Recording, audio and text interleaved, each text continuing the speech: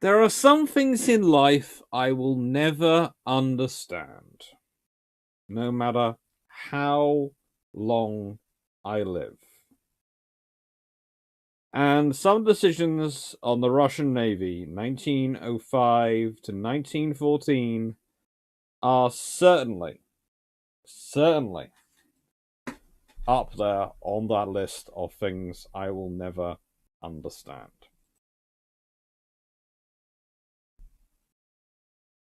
Hello, everyone. Welcome to the 20th of January. Today's topic, of course, is the Imperial Russian Navy. As usual, we are starting off by quickly checking through the chat, saying hello to everyone. And it wouldn't be alive without at least one question from Knight 6831, which has nothing to do with today's topic. Hello, Knight 6831. How you doing? You're reading a lot about Hood. Well, that's lovely, but you've got a question here about the British 24.5-inch Mark 1 torpedoes so useless. I think the only time they're ever used in combat is when Rodney sinks Bismarck. So, in terms of percentages of usage versus actual kill rate, that would seem they were definitely ranking up there in some of the more effective torpedoes. After all, the first official war use, they actually took out a target.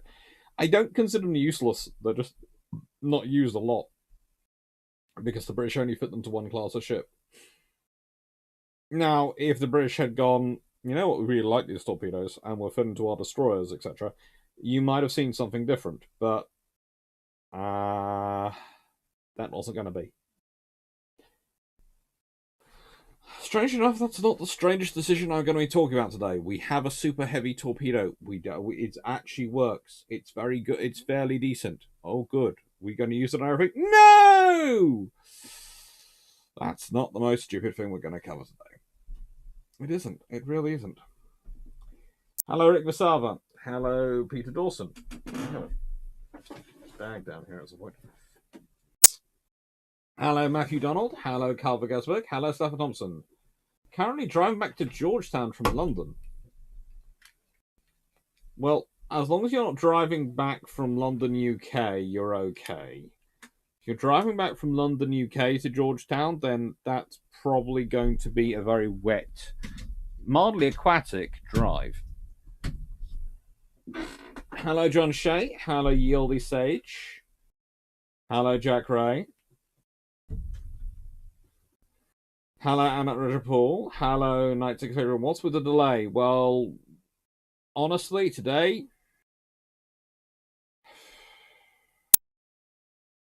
I delayed it to 45 to 6:45 because I've had the dentist, the opticians, and all sorts of other fun today, and I just felt like having a couple minutes more to prep time. So I hope you don't mind. Hello, 35 Benefits. Hello, Messiah Slavic. Hello, George Newman. Hello, Nautical Wolf. Hello, DG40. Hello, William Cox. And hello, Bichon. Hello, Thomas Endeavour. Hello, Dirt Squad. Hello, Seneca Nero. Hello, Stephen Richards. Hello, Desert Foxo. Hello, RAF. Curiously, there is a Russian bot in the chat, but I think in the nicest way. Report that one. Done. Bye-bye. William Cox. Circular warships. No, those don't really come up. Dan Freeman. Karl Gasberg. Hello. Andrew Paul. The Russians did have some fairly decent ships after Tsushima and before the revolution. Rurik, the Ganguts class, and a few others. Yeah, we'll be getting into some of those. Hello, Felix B. Hello, Carl Harmon.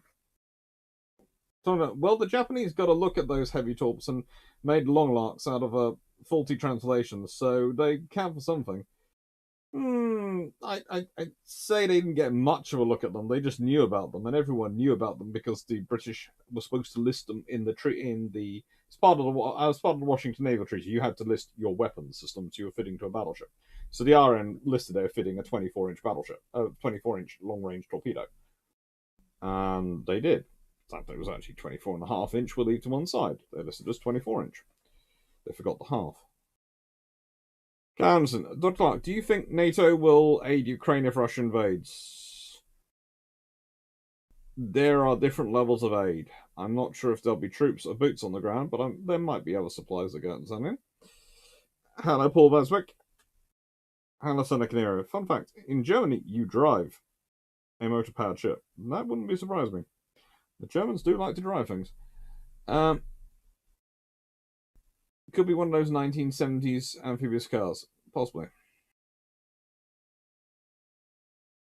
John Shea, small question. Should I be scared or worried? This is going to be an interesting session. More Russian bots. Hello. Bye-bye. Report. Unwanted content or spam. Bye-bye.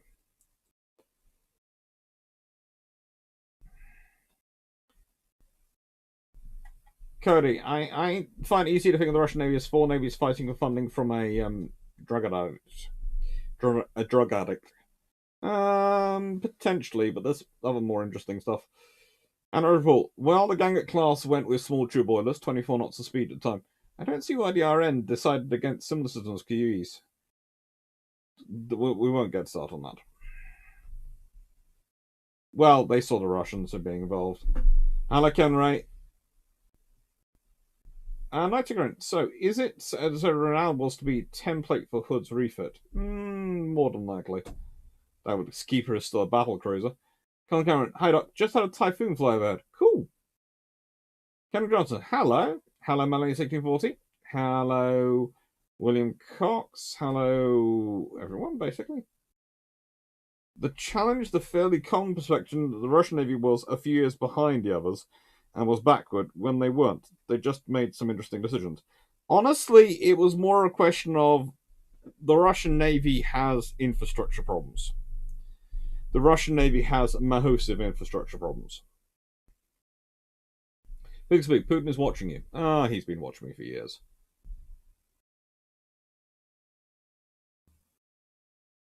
Not off. I can apologise. My eyes aren't doing the best today, so I greatly appreciate a bit more description on key images of slides. I will be doing my best. I have to admit, I'll be discussing the Imperial Russian Navy as history in a second.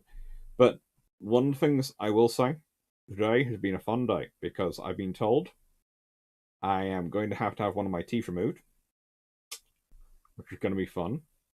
The one right at the back near the wisdom tooth. So they think I'm going to have to go in for a general anaesthetic at some point because apparently no one wants the joy of trying to stick that many things down my mouth that far in, because apparently I have, let's say, my mouth actually goes when things are in it and doesn't like things being in it. But leaving that to one side, almost also got glasses today. They were not sure whether I needed computer glasses for the amount of time I'm on a computer. I've been told if I develop headaches or anything, I should have them. But I've still got 20/20 vision. But yeah. One eye is slightly long-sighted, one eye is apparently slightly short-sighted by a minuscule point. I was sort of going, this is far too much data you have access to these days.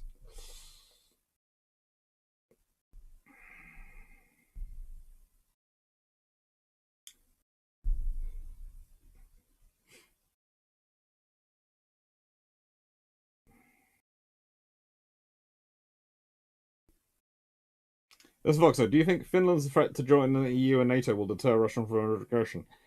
It depends if they actually go through with it. If they go through with it, that might well give Finland some protection. Not sure about Ukraine. Might actually do conversely the opposite for Ukraine and make the Russians more intent on going in there.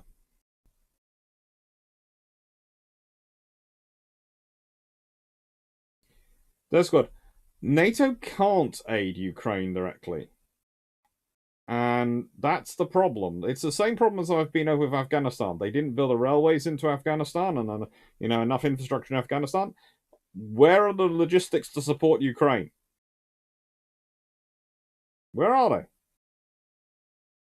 Where's the railway lines? Where's the logistic of the roads? The other things you need to send logistics down to actually protect and support Ukraine. If you can't find any, you'd be right. There isn't any. These things take time to build. They haven't been being built. So there's nothing there. So simply, you can't get there with anything. There are many roads coming in from Russia. There are few roads going out from Ukraine into Poland and the rest of Eastern Europe.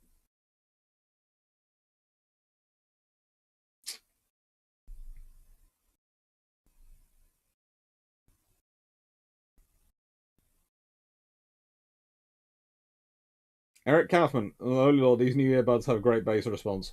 Oh, you shouldn't tell me that. I'll stop playing the bass response.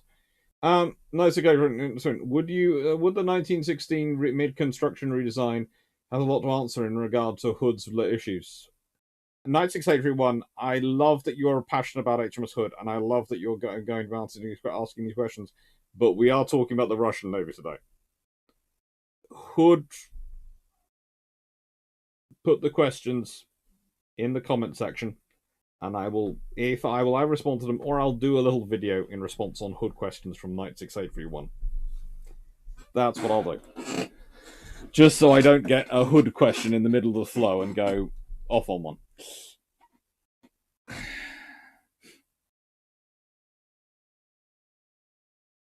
Vision, before COVID, I had 5 teeth removed in one go. Well, here's the interesting thing. Considering the amount of this stuff I drink, I've had one cavity, which has required a filling, and now that same tooth, it's the same tooth, is probably going to have to be taken out because the cavity hasn't been filled properly, it seems. And there's life. Life happens. But yeah. Also, please note for those people who start going, NHS, you're going to be fine. On the NHS, the wait list to get the tooth removed, if I had to have the actual general aesthetic, is about 2 years. If I have to, so I have to pay probably for about £600, which, let's be honest, is not the worst bill in the world. It's not cheap, and there are people who don't have that option and can't afford it, but I can probably find that money without too much trouble and without affecting plans for potentially going to Canada later this year. And that's another reason to actually get it done and pay to get it done early and quicker, so that I can go to Canada without worrying about a tooth going on me when I'm abroad. Right. So, the Imperial Russian Navy.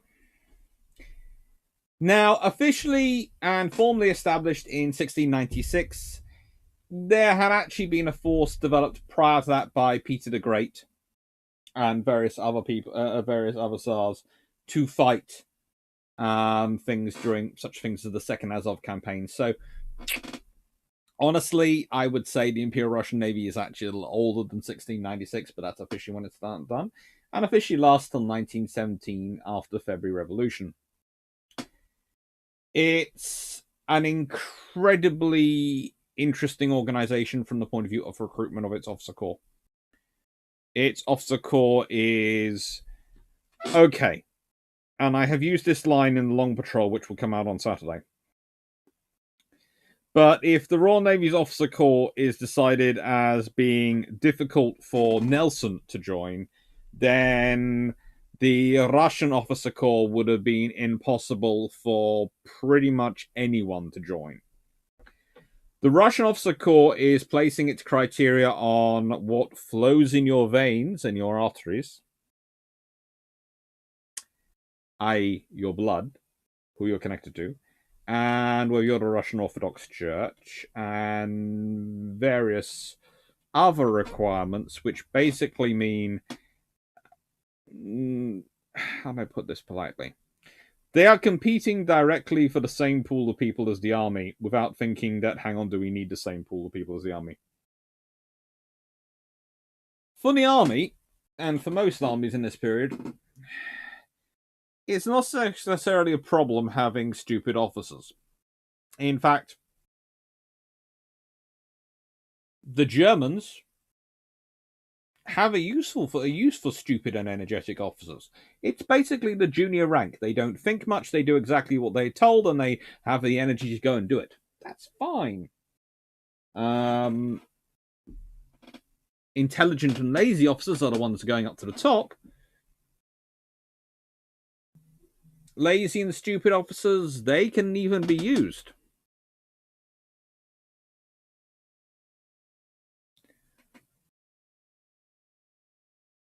Active and stupid officers are, as said, used. Active and intelligent officers, also used. They all can have roles.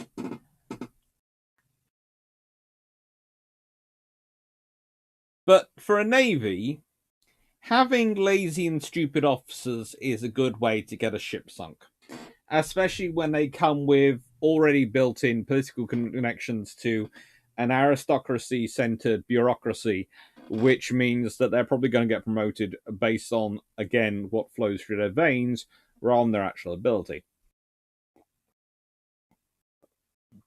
The fact that Russia ends up with the quality of officers as it does is either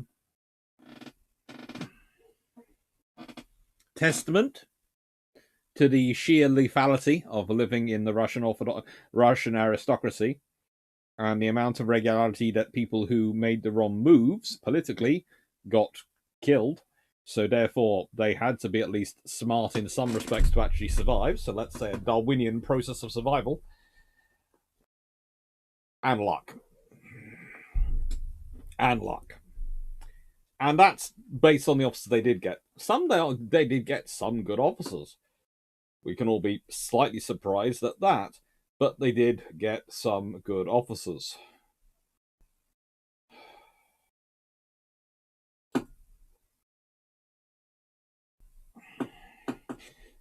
For example, Rozalensky and Makarov.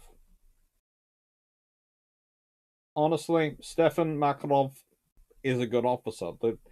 The fact that the Russians get two good officers to command their fleets is amazing for them. Terrible for those poor officers because they are put in absolutely impossible positions, but good for them.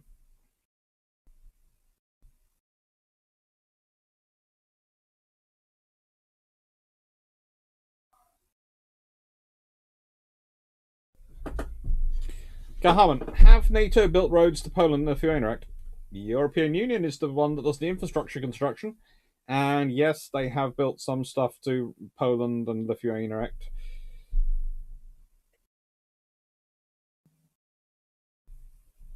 So, the British Optician Society watching and the British Digital Dental Agency too. Be prepared. I love them both.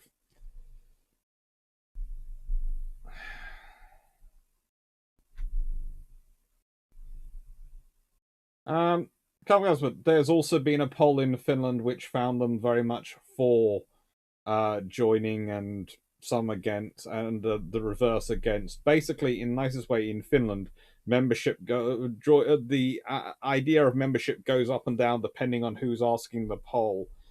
Check which is the polling company, where the polling company, and who commissions the polling company, the polls. In the nicest way, Carl. First rule I always teach students, especially as I teach them how to write polls, is don't trust the results from polls. If you ask a question in a poll that you don't expect, you don't know the answer you're going to get, you're asking the wrong question.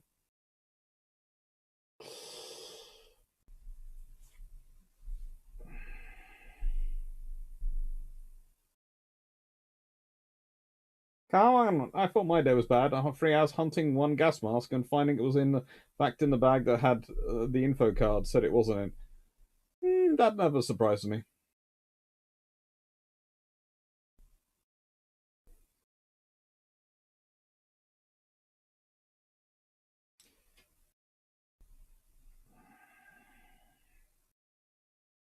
Mm-hmm.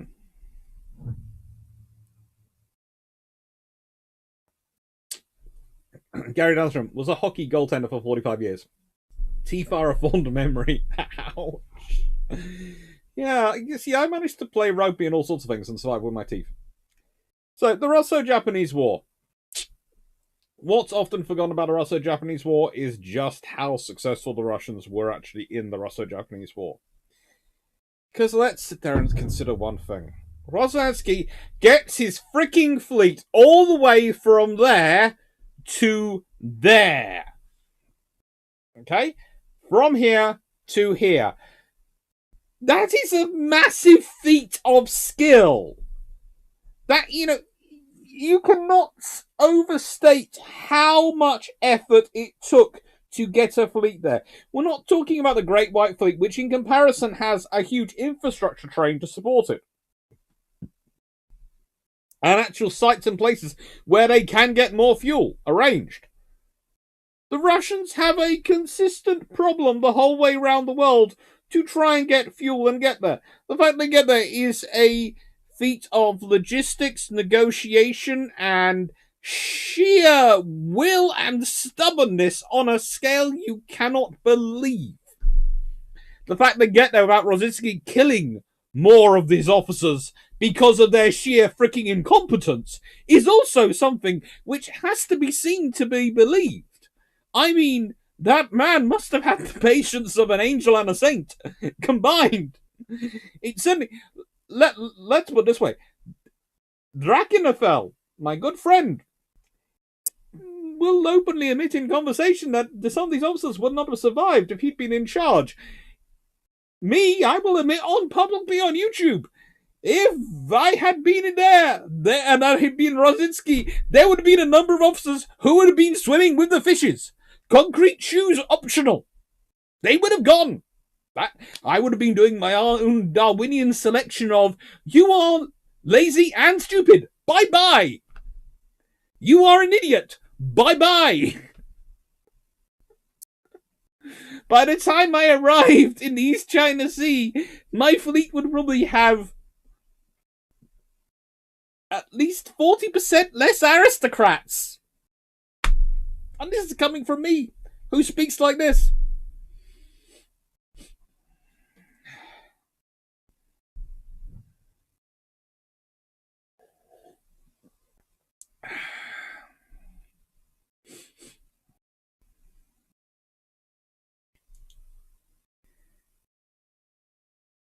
Senator, American price of healthcare make everything seem cheap.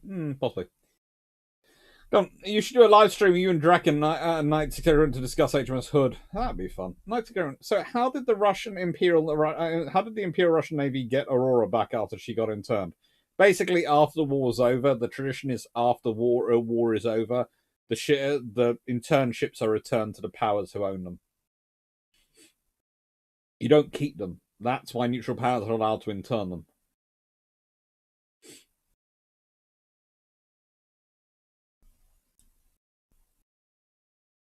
William Cox, threatening lazy officers is a great way to motivate them. Not so much with professionals. Dan Eccles, hello. It was even a bit worse. The Russian Navy was considered less glorious, so it got the worst part of the same pool as the army. Yeah, you're right on that one. How much of the Imperial Russian Navy was left at Port Arthur and the massacre at Tsushima? Not much, and we'll be getting into the actual battles at some point. Colin Cox, nobility from the top down is the worst system of command possible.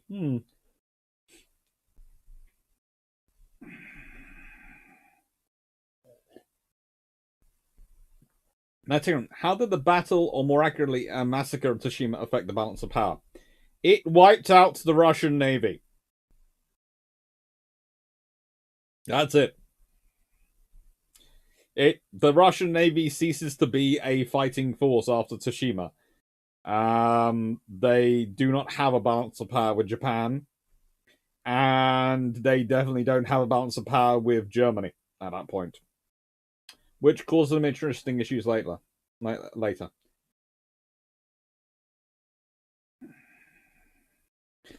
beginning to suspect that it is a middle class that is required for a great navy. People who can make it big on the basis of hard work and a bit of luck. They do tend to be helpful.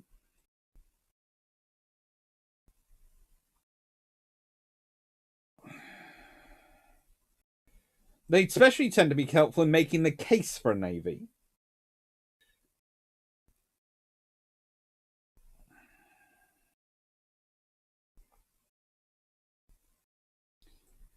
Do the Russians have a core of good professional officers and engineers and the like?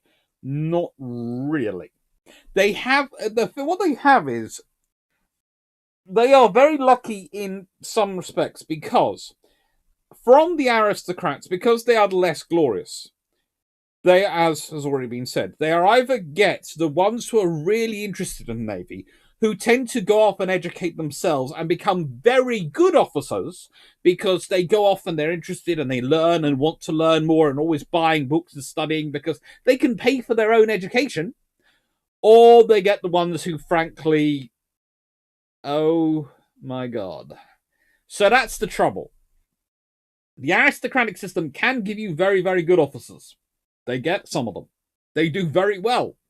They would have done even better for them if they'd been supported by officers of a slightly higher caliber. And the Royal Navy has no qualms of using aristocratic officers. They have a history of having aristocratic officers in the service as well, as do the Dutch, in terms of the aristocracy as the Dutch have it, which is slightly different than the aristocracy of most of the rest of Europe in its structure. But they do have an aristocracy. But the thing is, if you recruit from the middle class as well, you can avoid the... You can find ways of getting rid of the dumb ones. You can just not promote them. Or you can... The Royal Navy, this was the best thing. The Royal Navy thought the best W's were, okay, deputy naval attaches. No, and you do not need more than one attaché per embassy. But deputy naval attaché, that's a great post to send an officer who you want nowhere near a ship. But has the right political connections.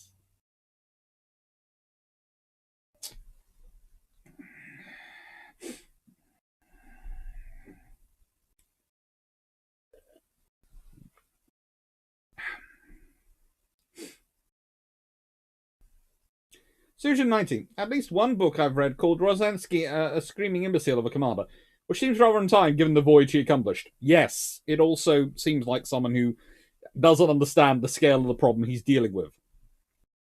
In that, honestly, if you're dealing with that lot, you would be screaming the whole time. Not a wolf. I feel bad for him, to be honest. He did such a massive feat to end being utterly defeated after such a massive effort. That's soul-crushing, yeah. Come on, read Drac being an angel. Well, have you read the Angels of the Old Testament? Yes, more likely. And I do agree. Unfortunately, Rosensky gets a fair bit of the short end of the stick to Tsushima when he did his best there. The same goes for many Russian servicemen. And here's the problem with the losses and the reason. Everyone looks at the map and looks at the size of Russia and the size of Japan and goes, Russia will win this. Now, what's even better before Tsushima? Do you know how people were working out that the Russian Navy was going to win Tsushima? They were adding up number of guns. Oh. Wonderful. Because it's well known that what decides a naval battle is the number of guns you have on your ships. Because, of course, at the Battle of Trafalgar, which side had the most guns?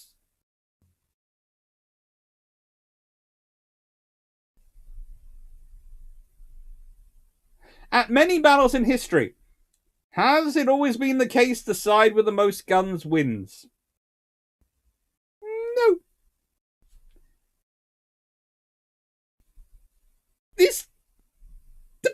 But the thing is, here is the big point.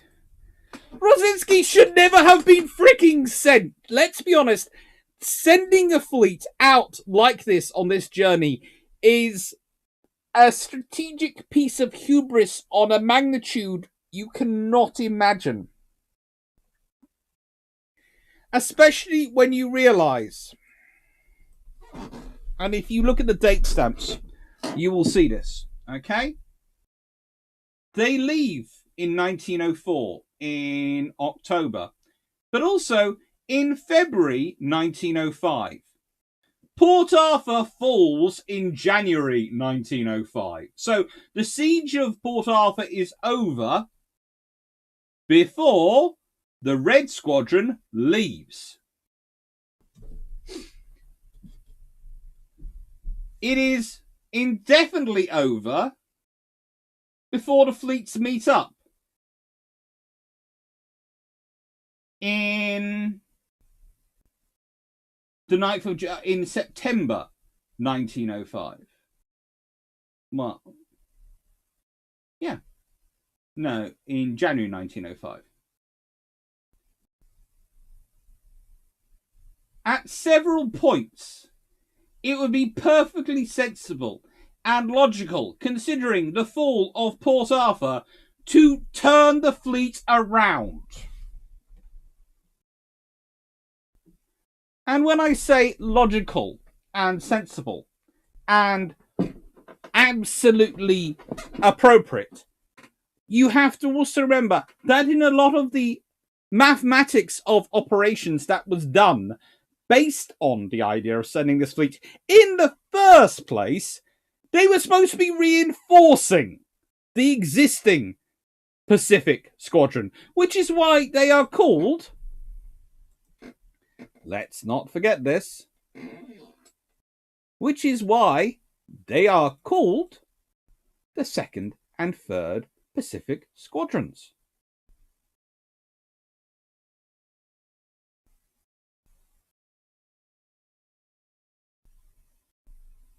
This is the thing.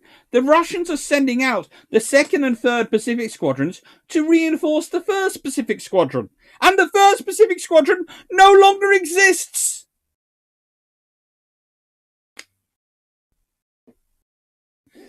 With it, they might have stood a chance. That is the thing. They might have stood a chance. Before that to have happened, they would have had to send out this fleet in 1903, 1904. Early 1904, before the war began. They would have had to mobilize both these fleets and send them out to the Pacific, so that when the Japanese decided to declare war on the Russians, they were already there. And for that to have even been possible in the first place, they'd had to build some infrastructure. Yes, I am going to sound like a repeating Robin all night, because I'm going to keep using the word infrastructure, because there is no point having a fleet on paper which looks massive if you cannot support it. There is no point building a base around the world on foreign territory if you cannot support it. There is no point, because you cannot support it. So it just becomes a boondoggle around your neck that you cannot support. And I know I'm getting high-pitched, and I apologize. I'm going to work it down to a more normal tone. But I just cannot understand the strategic... It's either hubristic or stupidity. Absolutely. I am amazed that Ozensky gets the fleet round there. I am completely in awe that he actually managed to do that, considering the scale of the challenge in the fleet he actually has to get round there. But, and I say this with all love for him and the sailors and the officers who've actually managed to work together and get the fleet around it, they should never have been sent, because there is never a chance they can arrive there in time to support the 1st Pacific Squadron and to break the siege of Port Arthur. There is never a point they can do that. Unless they had left a lot earlier. This is... Good Lord. And the question is then, where are they going to go? Are they going to go to Vladivostok? That's even further. The thing is, this is the traditional map that you get given. It doesn't really show how the distance is between Port Arthur and Vladivostok, but it's a long way. It's not something I would like to do in those ships after I'd already sailed around the entire world. It's just, I apologize for the yelling. It's just, no, stop being cruel to your own navy. You're just killing your own navy.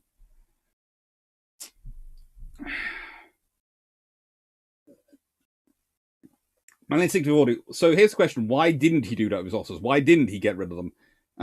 Because he's not allowed to. Because he actually tried to follow the rules and tried to train them.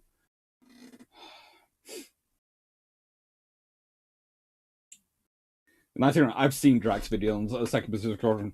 Yes, he was. I think he was being polite. Come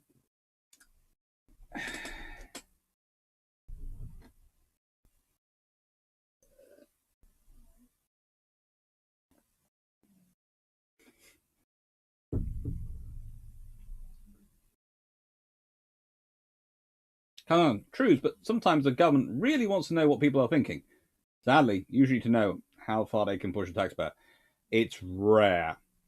And if I remember correctly, the interesting thing is the polls, the one commissioned by the government, said they wanted to join NATO, the one commissioned by an honestly not supported by Russia independent think tank, said they don't want to join NATO.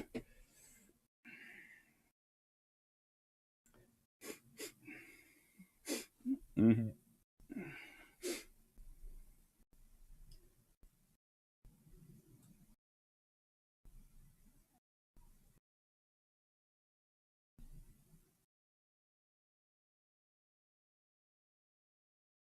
Georgine, would you want to tell Tsar Nicholas why you threw his fourth cousin Duke, whoever, out into the Indian Ocean to swim with the sharks? That's basically the trouble. Robert Roberts, hello. I've read somewhere that the Japanese land victory against the Russian might not have been and had to be decisive, that more Russians were arriving to replace losses, while Japan's losses could not be replaced. The thing is, the Russian reinforcements coming were not that well trained, and that's the main problem. The Japanese troops, even if they did have less, and they did actually put less troops in the field at any one point than the Russians did, were always far better trained.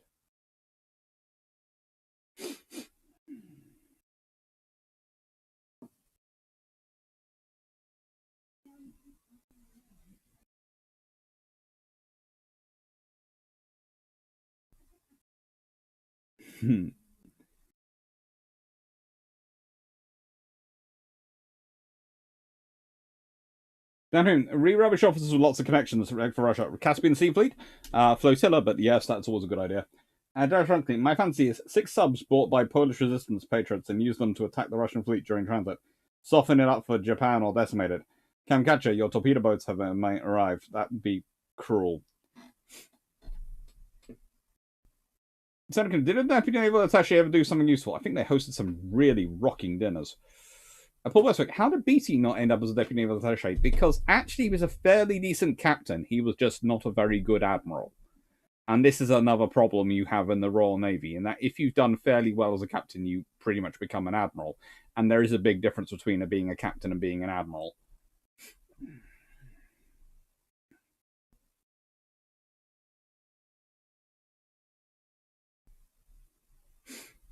Shuriken 90.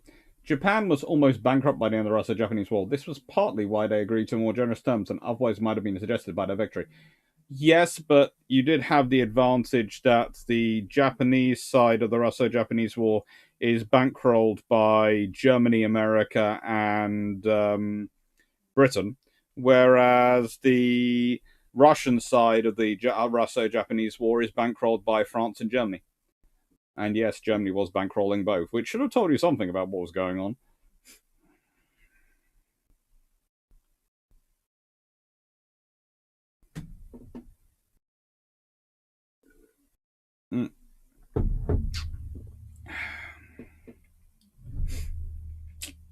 Senator, In any good story, the Russian fleet would have crushed the Japanese. Them losing is just riders trying to be edgy. And report.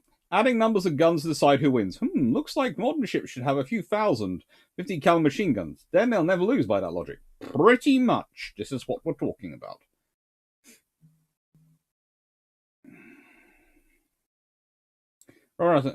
Robert Roberts. Yes, this historian didn't believe Russia was in fantastic shape. He just believed that the defeated army was still larger than the Japanese and was getting replacements. Yes, it's just they can't do much and they don't have the logistics to do much with them.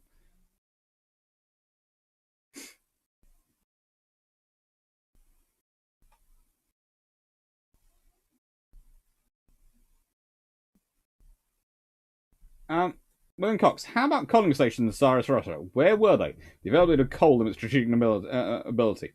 Well, let me put it this way, William Cox. If we go back here and you see where those fleets start from, those 3 points, that's where their coaling stations are. Pretty much. It's just not a good plan.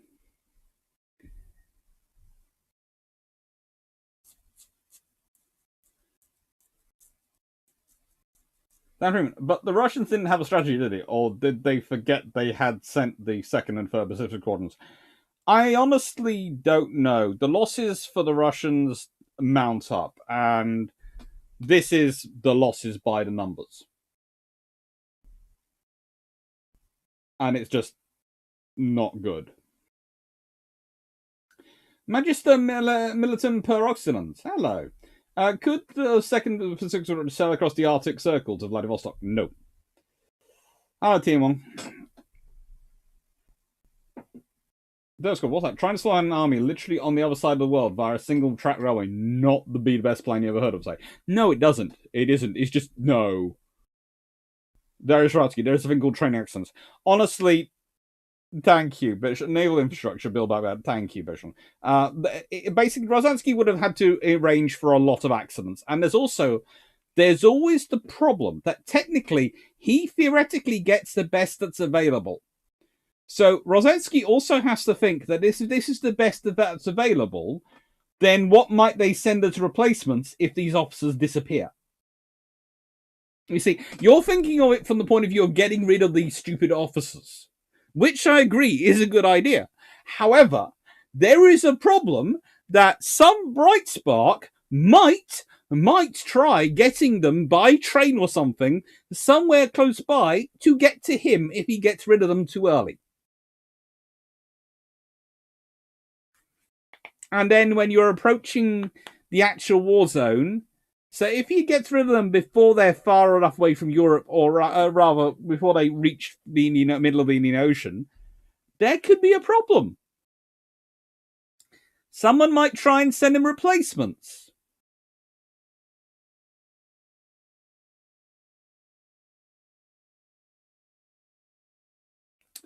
And you can imagine what they might have been like. Imperial commissions were given to nobles. In every case but one, those nobles were clueless idiots. I rest my point. Alzowski. It could have been worse. They could order them to travel the northern route. Had the Russians any coastal defenses worth something at Vladivostok to help defend the fleet if they had ever got there? Yes, Vladivostok had defenses. It was home of the Siberian flotilla and had some things there. Not much, but you have to remember the defenses at Port Arthur, which weren't great, had actually contributed to this. The Battle of Port Arthur, the Japanese tried to charge in to destroy the Russian fleet in harbour. The Russian fleet beats them up in harbour with the support of the shore batteries. The thing is, they have no infrastructure there. They have no dry docks. They have no floating docks. They have nothing to repair their ships. So instead of being able to take advantage of that victory in February 1904 to get another victory the next day, they don't. They lose. And they're still using that same fleet in August 1904, which has been barely repaired because there are no facilities in Port Arthur to repair it. Oh, gracious me. Run cash. Wow, sorry, Dr. Larkin, especially late today. Don't worry, I started late.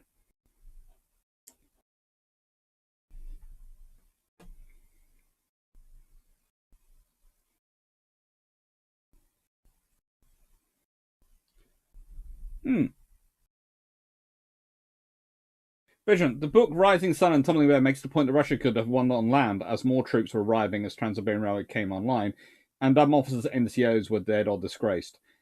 There is an option for that, but they don't have the logistics. Basically, the generals, the good generals in there are basically going, we don't have the supplies to operate far enough from the railway to actually deploy the army. We have this lovely army on paper, but we can't actually use this army. And that was the big problem. They couldn't actually use the army. The same thing happened to the Japanese. If we consider, there are a couple of battles which are declared as inconclusive towards the end on the land.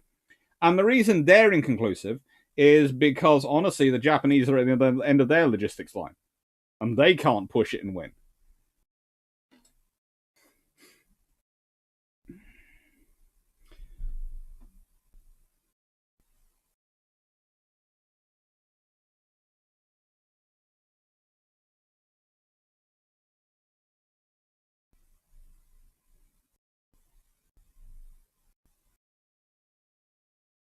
When we got, if the Tsar had instead granted Japan the deed to northern Siberia, Japan might have ruptured herself trying to organize and exploit it. Oh, they would have had a full-on panic attack. Actually, if I'd been Russia, I would have been tempted to try and sell Japan Alaska instead of selling it to the Americans, just to wind up the Americans.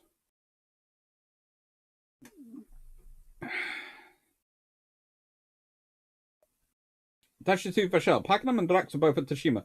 Well, I think Pakenham was on Mikasa. Where was Drax? Oh, he was on the other flagship. Pakenham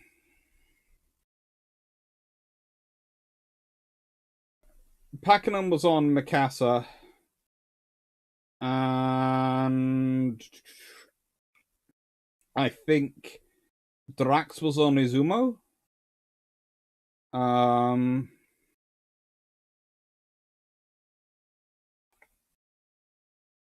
I think he was on Izumo. I have no idea why I'm thinking he was on Izumo, but I think he was on Izumo. It was either Izumo or Kasagi, but I think it was Izumo. I think he was with Hikanojo Kaminora, of the Vice Admiral. I know. I'm fairly sure it was in Ichushima, which was Vice Admiral Shikero Katakoa.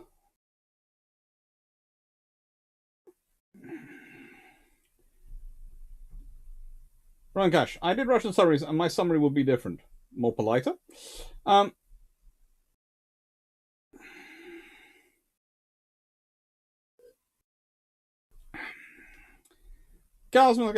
Makatsky, hello. Current events question. If you had no choice but to place a bet one way or other, do you bet the Russian invades Ukraine? Oh, if I have to place a bet, I'd put the money on invading Ukraine, but I have an idea of when I'd put the date as well, date and month as well, but I'll keep quiet on that one.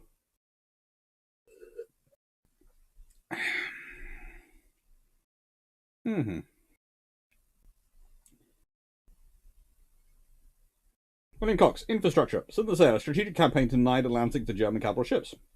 Bingo. The British know the value of infrastructure. That's one of the few things they do know the value of.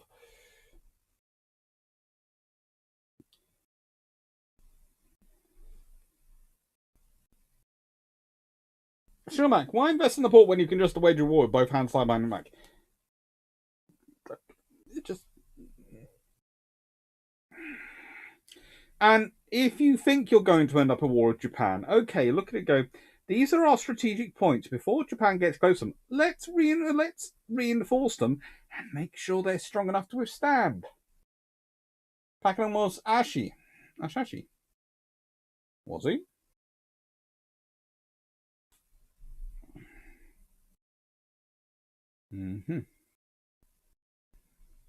He was on Yamada's ship. I suppose Drax might have been on. I'm sure Drax was on a flagship, so maybe he was on Mikasa, but I thought it was Izumo. Interesting. But not 100% sure. And not apparent. What was the status of the Russian merchant marine this time? Did one complement the other, as it did Britain, or in the case were Russians both seemingly forced? The Russians don't really have a merchant marine, and this is a problem, okay? This is another problem for Russia, and we'll be getting into this into the politics discussion that's going to come up at some point, but what are middle classes usually made of? Middle class are usually made of industrialists, professionals, merchants. That's usually where your middle class comes from. The professionals might be educators, they might be medics, they might be all sorts of things, but that's going to be a group of middle class. Industrialists, people who are building stuff, creating stuff, and merchants, people who are buying and selling stuff. If you don't have a large middle class, if you do not have a large middle class, you are not going to have a large merchant marine because you're not going to have a lot of people buying and selling stuff. And that's the problem. You need a merchant marine to justify a navy. And this is half the reason for Russia's problems. Because honestly, they don't need a merchant marine. They need a viable railway infrastructure plan. Because, let's be honest, huge landmass connecting pretty much everywhere. Build railways! You have the trains will take the strain.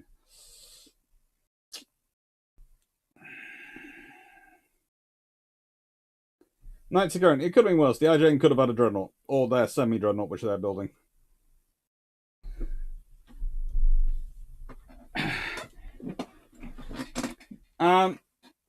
That squad. How much corruption was there in Russian military at the time? Phantom regiments, food being bulked out with Sawdust Act. Not so much the Phantom regiments, especially not once war began. But food is an interesting one. Stromac, is a desire to wind up the Americans at you being British? No, it's just fun. Just watching the explosion. And not apparent. Hello. What was the status of answer that one? William Cox, if history is any teacher, there was plenty of black marketeering in the Tsarist army. It was tremendous.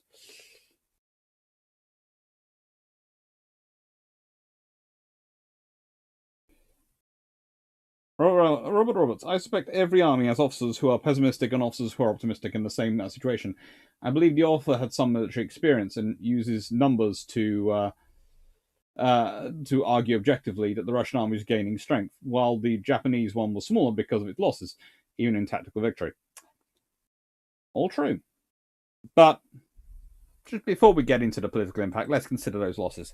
The Russian losses were, I would emphasize at least 52,000 killed or died in wounds, and I would actually put it as probably closer to 60,000, but the figures officially listed are between 34 and 52,000. Died of disease. Always good when you lose troops to disease. That shows you're really being sensible. And we're not talking about the traditional British Army and British Armed Forces wastage of, how do I put this, interesting diseases which cause an impact. We're talking full-on outbreaks of dysentery and other diseases which are really, really supposed to be able to be dealt with by maintaining good sanitary conditions and looking after your troops with a modicum of responsibility and making sure they're fed well, because that includes people who died of starvation in that number.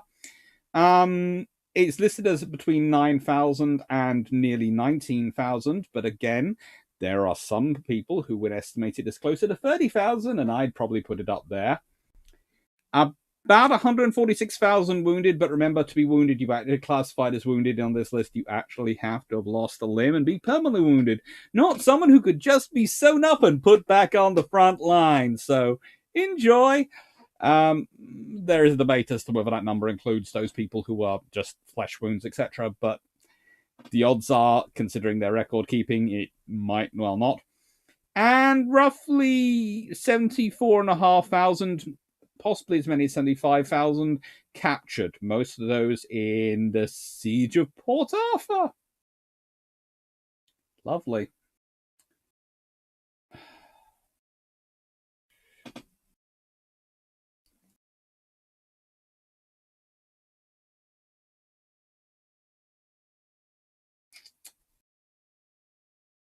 Was it that the East wasn't considered vital? No, the East was considered vital by the Russians. They just weren't prepared.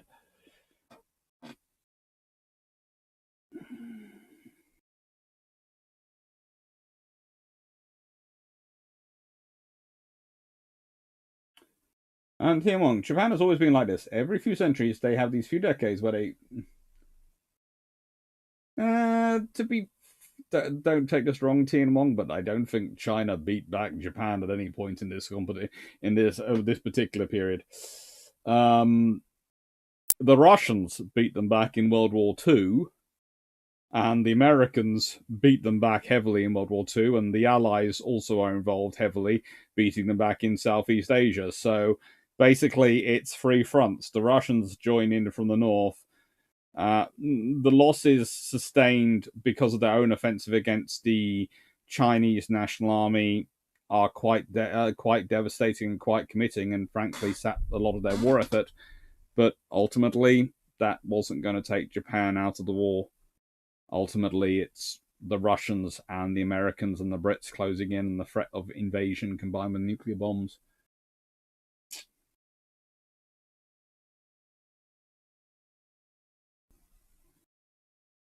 And to be fair, there have been Mongols have been quite interesting when it comes to attacking Japan.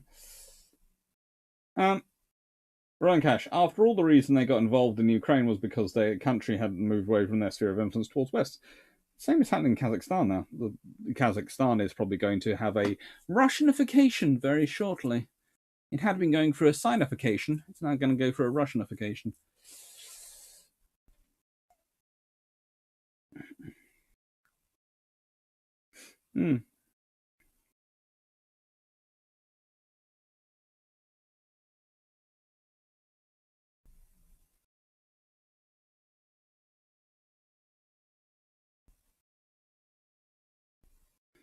If you were wounded and died of infection, would they be counted as illness or wounds? That's a whole interesting debate.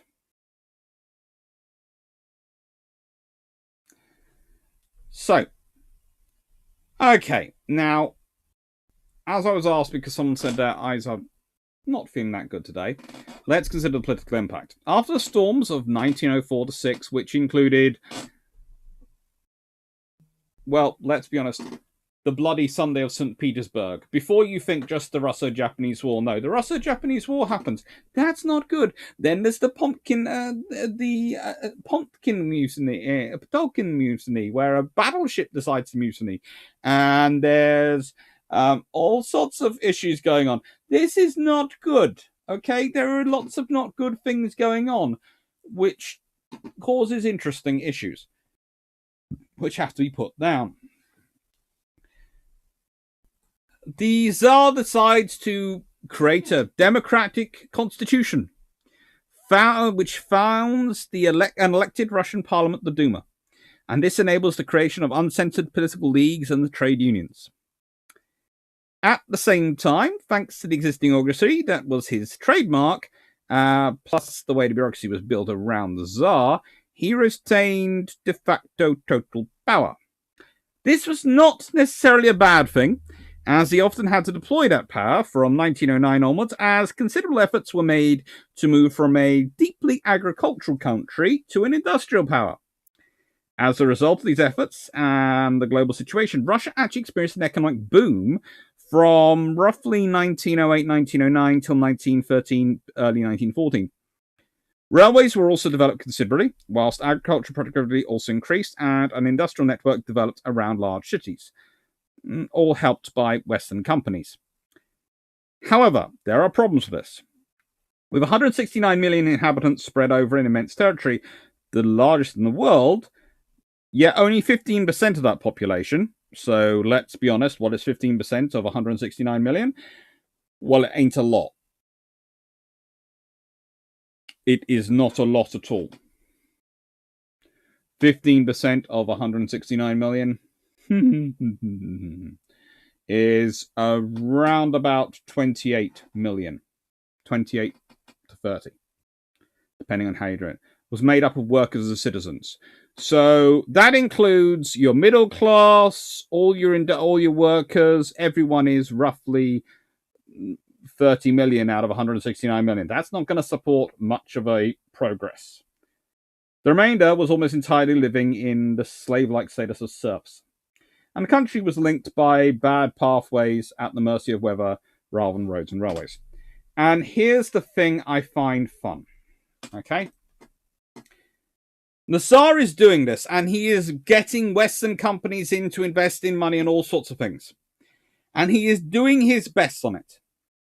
But he cannot get the Duma, which mostly represents those 30 million who are not serfs. Let's be honest.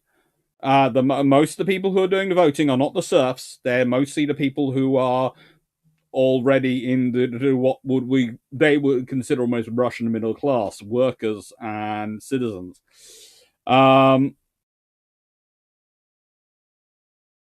Secondly, and this is important, he cannot get his own freaking aristocracy to actually invest their money in Russia. This is his big problem, okay? He has an aristocratic nation where all the money is tied up in the aristocracy, and the aristocracy won't invest in Russia. They will invest in the Panama Canal. They will invest in banks doing all sorts of things around the world. They will invest their money in Western Europe. They will invest their money in America, Canada, South America. The joke of it is that one of these counts, and I found this out before I went live, between recording Long Patrol today, which will come out on Saturday, and recording live, I found out that one of the counts, whose name I cannot pronounce, and I'm not going to attempt to, refused to help build one railway line and some roads across his land that would have helped link up some cities and actually help create an infrastructure hub which could help grow the economy, but invested in a road building project in South America.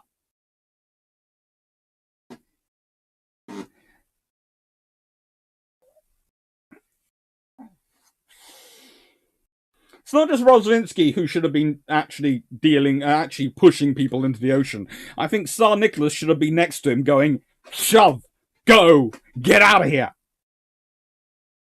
Because the trouble is, you have a bureaucracy, you have an entire system built around the aristocracy, staffing it, built around them looking up to the Tsar, and not doing anything unless the Tsar is literally standing on the back of their necks with a great big sword in their hand, going, you will get your work done.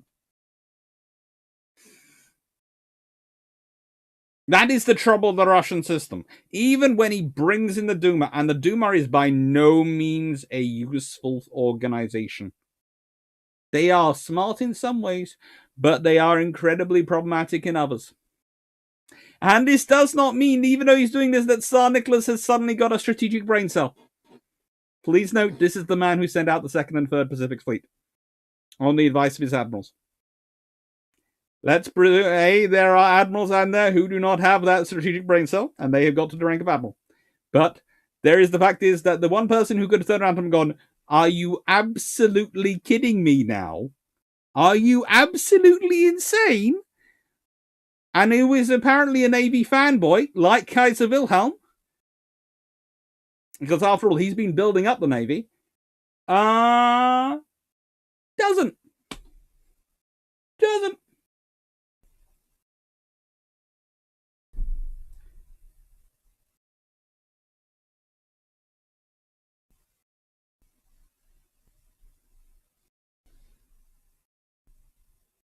Shamak, I'd argue the nationalists were successfully given the length of time they held out for and how short people thought the war would be.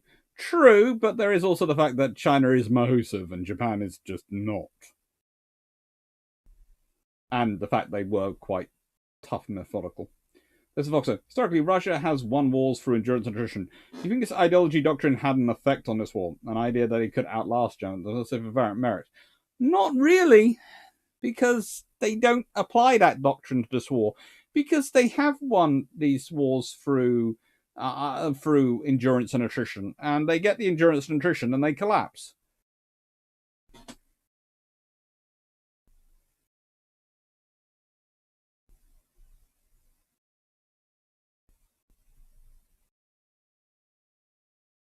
Right.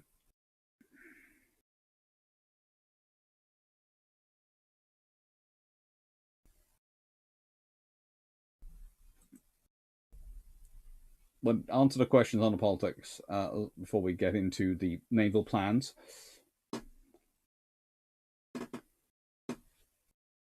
William Cox, always feed your army first and retire all popular generals at age 50.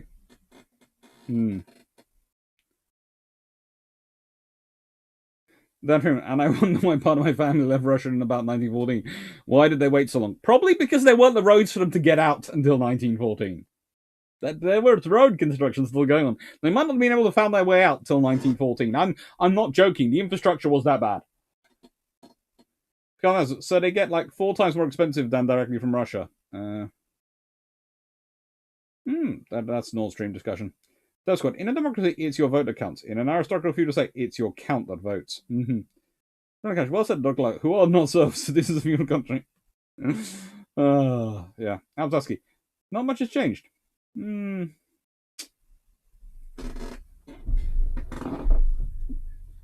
So basically, the Russian aristocracy reverting back to Tsar's spirit of investing outside Russia.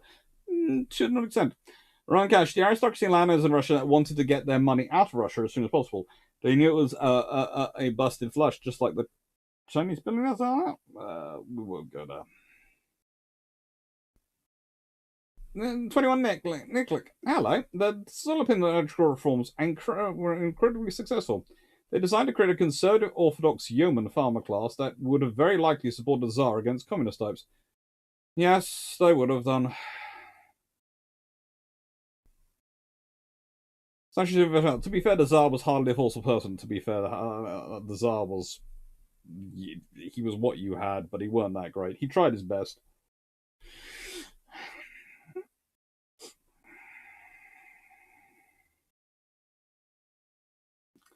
So the Tsar had reached out to the Japanese emperor and said, "Someday there'll be a Blackburn Blackover. I intend to buy the entire production run as a present to your majesty." No war. I doubt that would work. It's a nice dream, but I doubt it would work.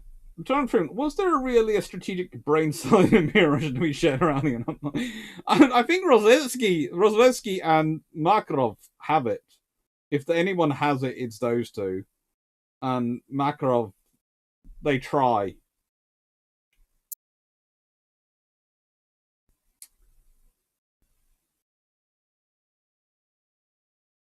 Sure, we are, 120 years after French Revolution. Do you think the Russians could get on this nationalism thing? Oh, they're fun times. Step squad. When the Tsar can take an aristocrat's wealth in Russia on a whim, keeping as much of it outside Russia as possible makes sense. On a completely unrelated note, oligarchs, yeah, I can see that point, but that's the whole point of creating the Constitution. And I would have fixed that little problem.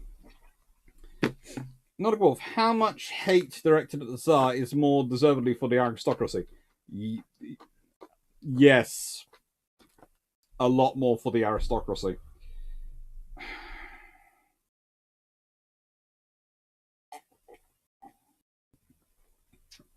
Senator, I have a feeling King George V could have done the world a favour by inviting Nicky and William to join the RN. I think he did make them admirals in the RN, but honorary admirals.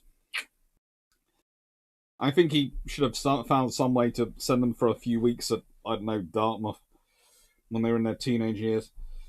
Queen Victoria should have done that. That was when Queen Victoria was around. She should have organised that. You're going to Dartmouth for a month. It'll sort you out.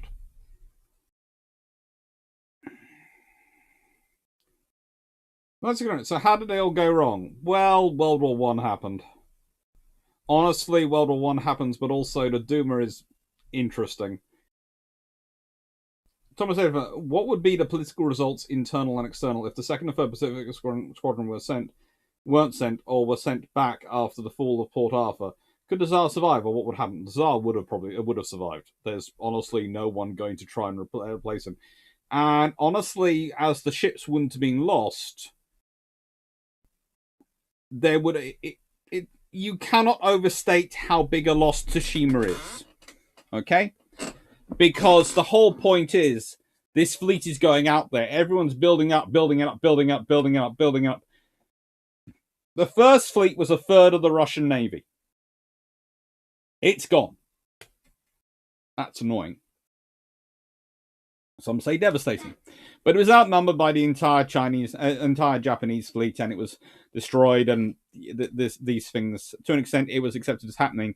And also, as so many of the ships were lost under the siege of Port Arthur, then it's sort of the army's fault, not the navy, and that's logistics and distance, and people can understand that. And there's enough loyal regiments and loyal units that he can afford it. The fact that he survives the loss of the fleet shows that how strong the Tsar's position is, even if he has to make these reforms. The interesting thing is, if he hadn't lost the fleet, he might not have had to make some of these reforms.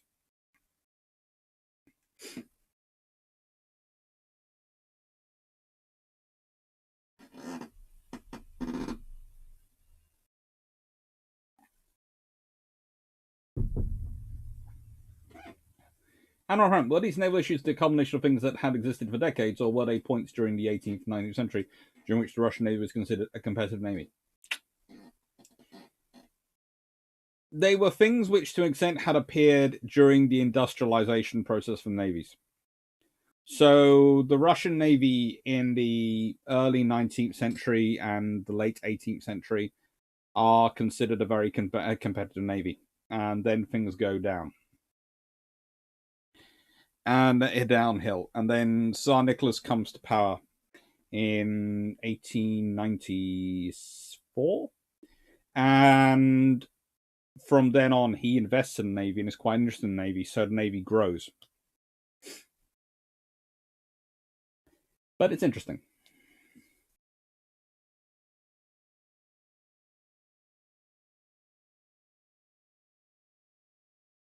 Given how often the Tsar would change his decisions, none of the aristocracy would have trusted him not to scrap the constitution as soon as it was useful, like he did the new one. Yeah, I guess that one. He'd have had to write a constitution which he couldn't scrap.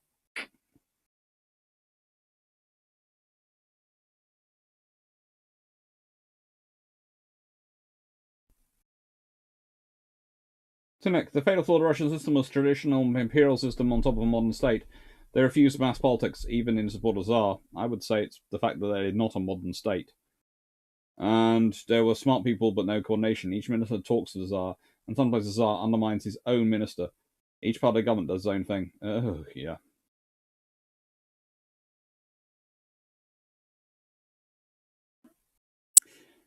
Well, that certainly might explain some of the decisions made. So let's start off with the first naval plan. What eventually results in the Ganguts.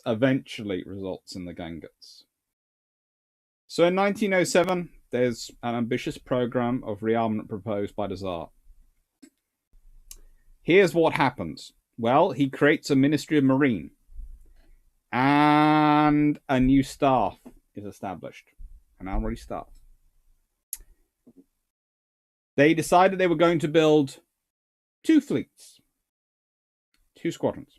The Black Sea remained unchanged, as frankly the obsolete and immobilized Turkish fleet that was no longer posed a threat. No point in upgrading it then. The first naval plan foresaw the introduction of dreadnought battleships and also battle cruisers. Each squadron for both the Baltic and the Pacific was to be made up of 8 dreadnoughts and 4 battle cruisers, 9 cruisers, and 36 destroyers.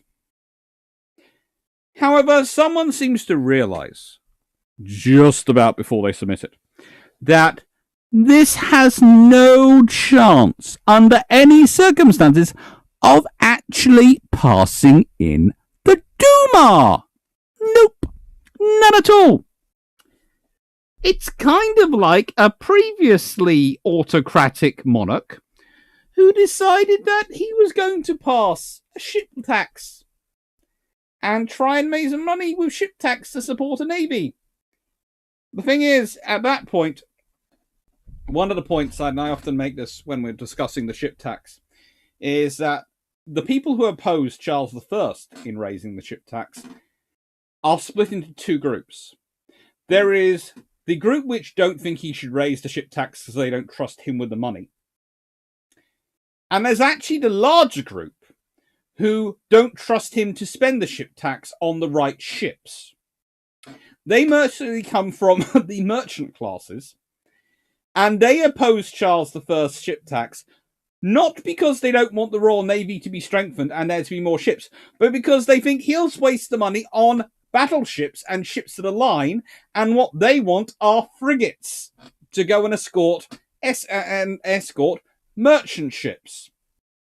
I.e., they think he will build massive, great big gunships which are just good for fighting battles, rather than he will concentrate on first-rate equivalents, and they want him to build third- and fourth-rate equivalents to escort merchant fleets. One of the lovely points of history which often gets overlooked, and one of my colleagues basically keyed me into this because his area of focus was that sort of period of naval reforms and naval development, and basically going, yeah, it's usually billed as being as anti-ship money, but actually no, the opposition to the ship money divides into two groups. However, the Duma, because it's dominated by factions who are mostly propped up and paid for by various members of the aristocracy, despite theoretically being political parties, and therefore are mostly focused on agrarian reforms and making sure that the aristocracy stays in power, won't even pass that because there isn't the merchant class to advocate for having a navy. You would think, if we go back to this picture, considering the sheer importance of St. Petersburg and the Baltic ports for the Russian economy, that getting a Baltic fleet through the Duma that would exist to make sure they maintained access to the oceans and to the world's trade would have been something which would have passed without any demurring, any difficulty. It might not have been passed at that full strength of 8 dreadnoughts and 4 battle cruisers and 9 cruisers, but you'd have thought it would have been passed. But it doesn't. It doesn't pass. To be fair, they also don't want to pass reforms which would strengthen the army because they're worried about the army being used to hunt them down. So this is the problem. You've created the Duma to help give you democracy. And the trouble is the Duma don't trust you to don't want to build a navy because they don't represent those interests that would actually be interested in supporting a navy, and they don't want to build support upgrading the army because they're worried that'll be used against them. So instead of actually having a parliament and actually pushing through a modern state, what actually the Duma actually acts at effectively is almost a brake on the development of the state, which pushes the Tsar to be more and more autocratic to try and get these things through, which then means the Duma has less and less power and less faith in the Tsar, so they're even less inclined to actually do the stuff they're supposed to do. It becomes a vicious cycle, which sets up for first of all, a social democrat revolution, let's be honest, and then a communist revolution later on.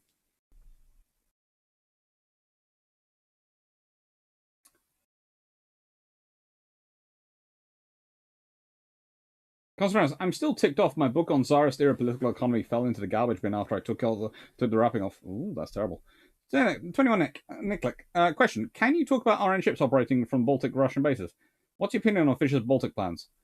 I think the Royal Navy would have taken everything with them, and I honestly don't think they would have operated from Russian Baltic bases.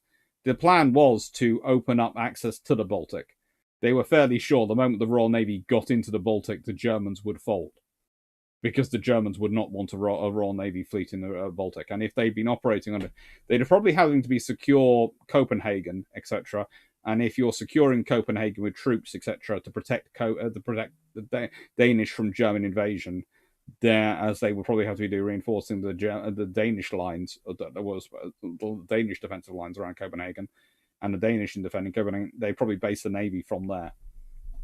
As also, they could most easily supply the navy from there to there.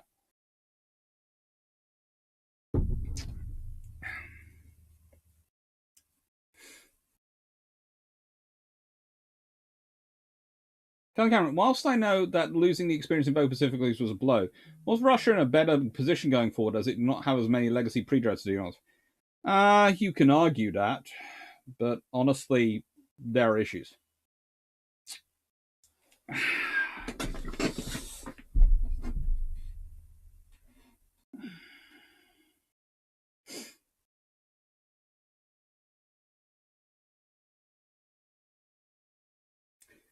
Yikes, clipping mic. Yes, I was way too close to it. Sorry. Andrew Paul, 16 battleships and 18 eight battle cruisers. Had it somehow been passed an even fair bit of that fleet, though, the Germans would have been had a very interesting World War One. Ground fleet coming in from the west, Russian fleet coming in from the west and east, and very interesting times for the Kaiserlich Marine. It would have been interesting if they'd been able to build it.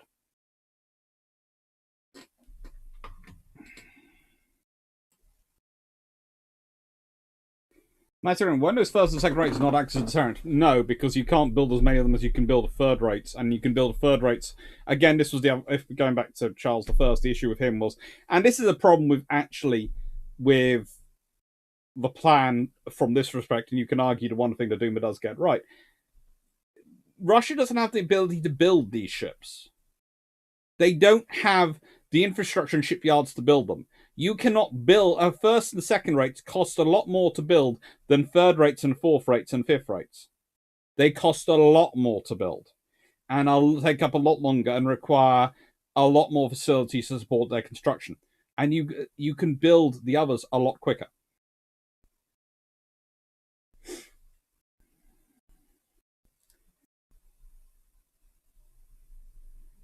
Ron Cash, the Duma probably had Novgorod still in their minds. After all, a round ship does tend to burn into your memory. And I report, was the expansion of coast defense of Vladivostok part of the proposal? I seem to remember that something was planned in Tsarist times, but was finished in the Soviet era.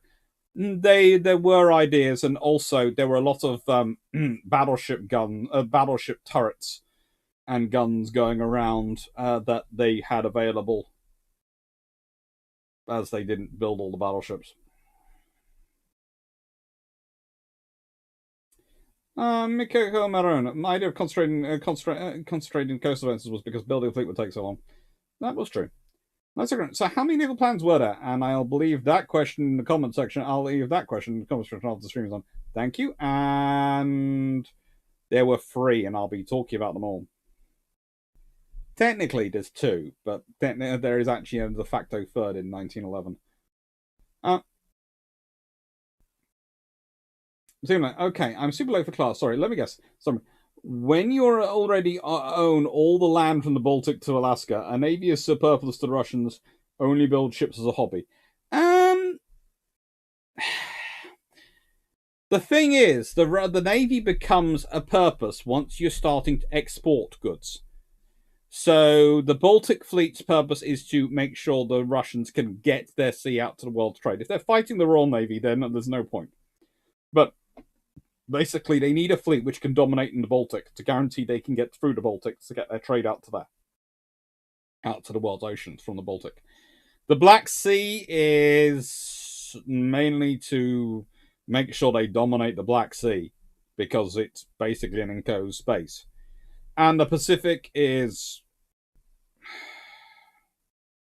Again, you could argue it's the trade thing again, but honestly, the Pacific Fleet for the Russians is their offensive fleet. It allows them to cause trouble in the world stage because there is just not enough industry at this point for them to get to support it. for them to actually. There is not enough industry in Vladivostok for there to be export, and trust me, the Trans-Siberian Railway, there's not stuff coming along the Trans-Siberian Railway and then being exported. There just isn't enough. Just no.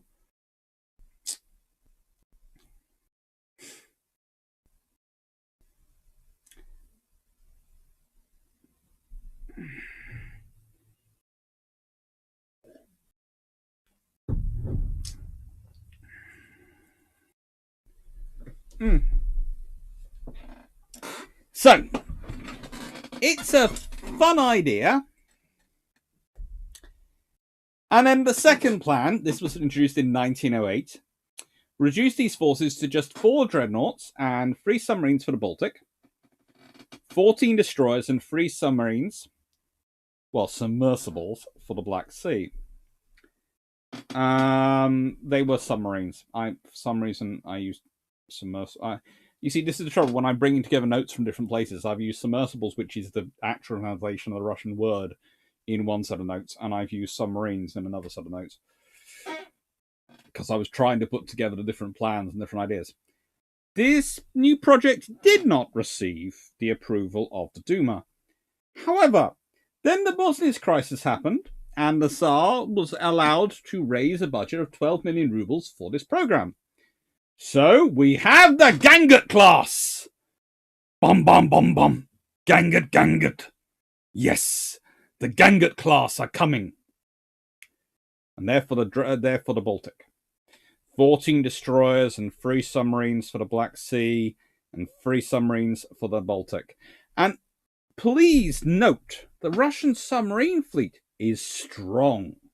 The Russian submarine fleet is powerful. The Russian destroyer force is good. Good destroyer force.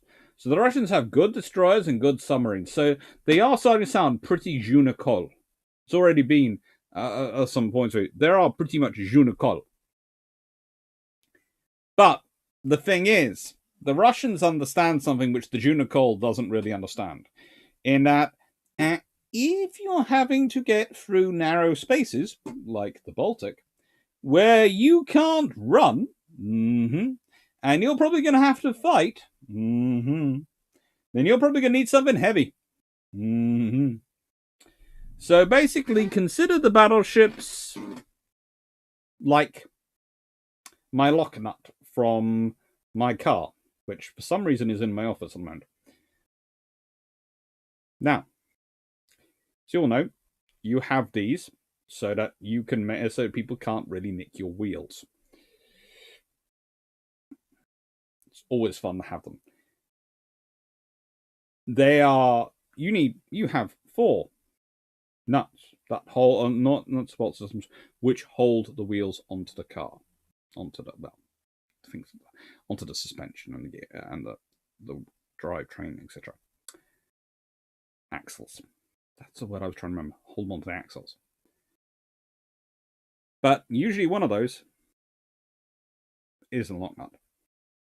It's a slightly specialist, slightly more heavy-duty one. And it's a funny shape, so it makes being able to nick the car and easily get it off very difficult, unless you have it.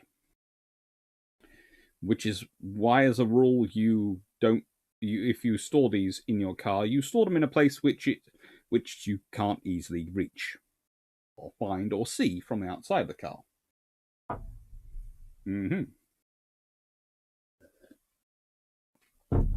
For those who have a Subaru, we all know where we store these. And my tyres have been done today, which is why they're out. But yeah.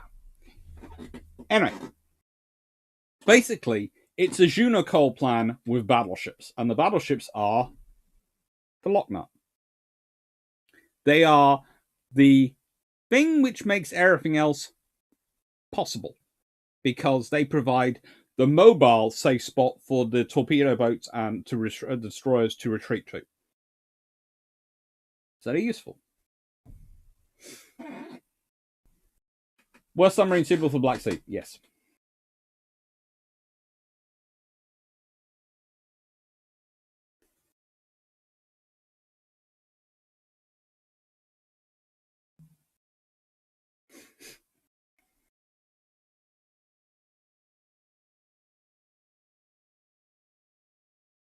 William Cox, I'm still processing Miko's comment about Finland's merchant fleet. That was massive for its time.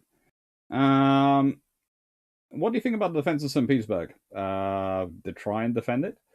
That's pretty much what they're focusing on. St. Petersburg is the critical place. So, again, big guns.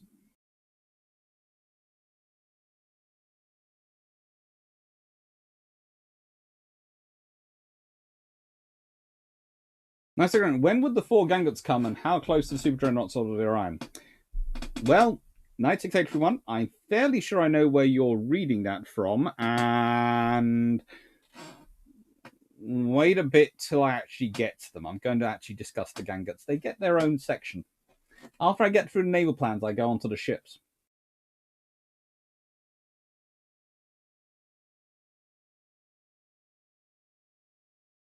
Vision, did Swedish coastal defense battleships serve the same purpose as Russian dreadnoughts? Pretty much.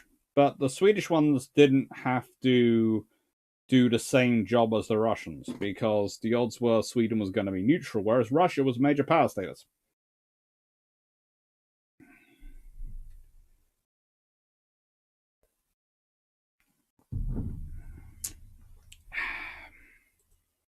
It's fun.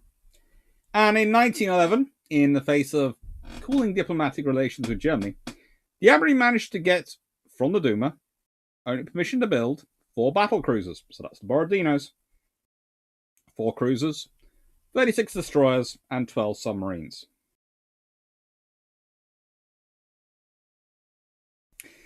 It gets worse when you realize where they're planning on ordering the cruisers from.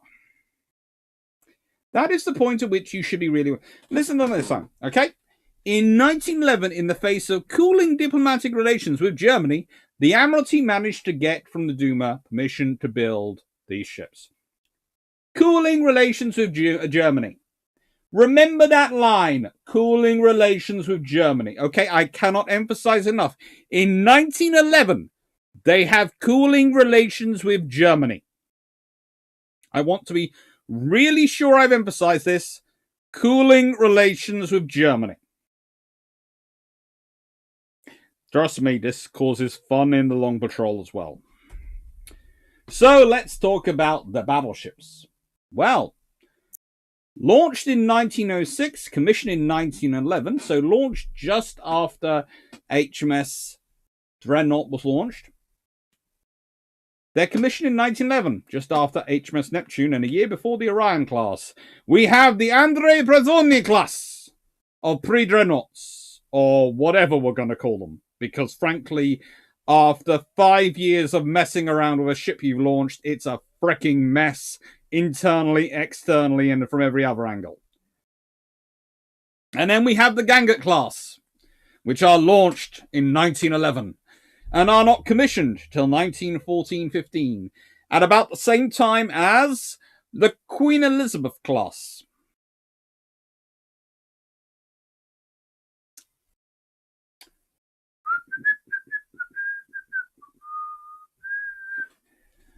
Okay. All right.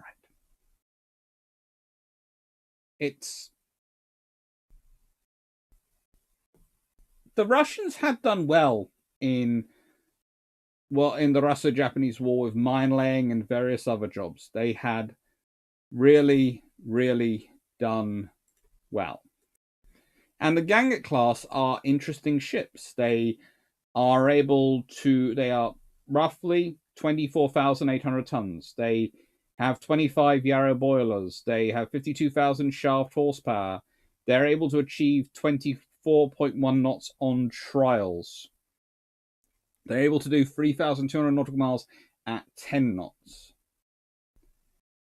They've got 4 triple 12-inch guns, 16 single 4.7s, and they've got 4 17.7, that's 450 millimeter roughly, torpedo tubes.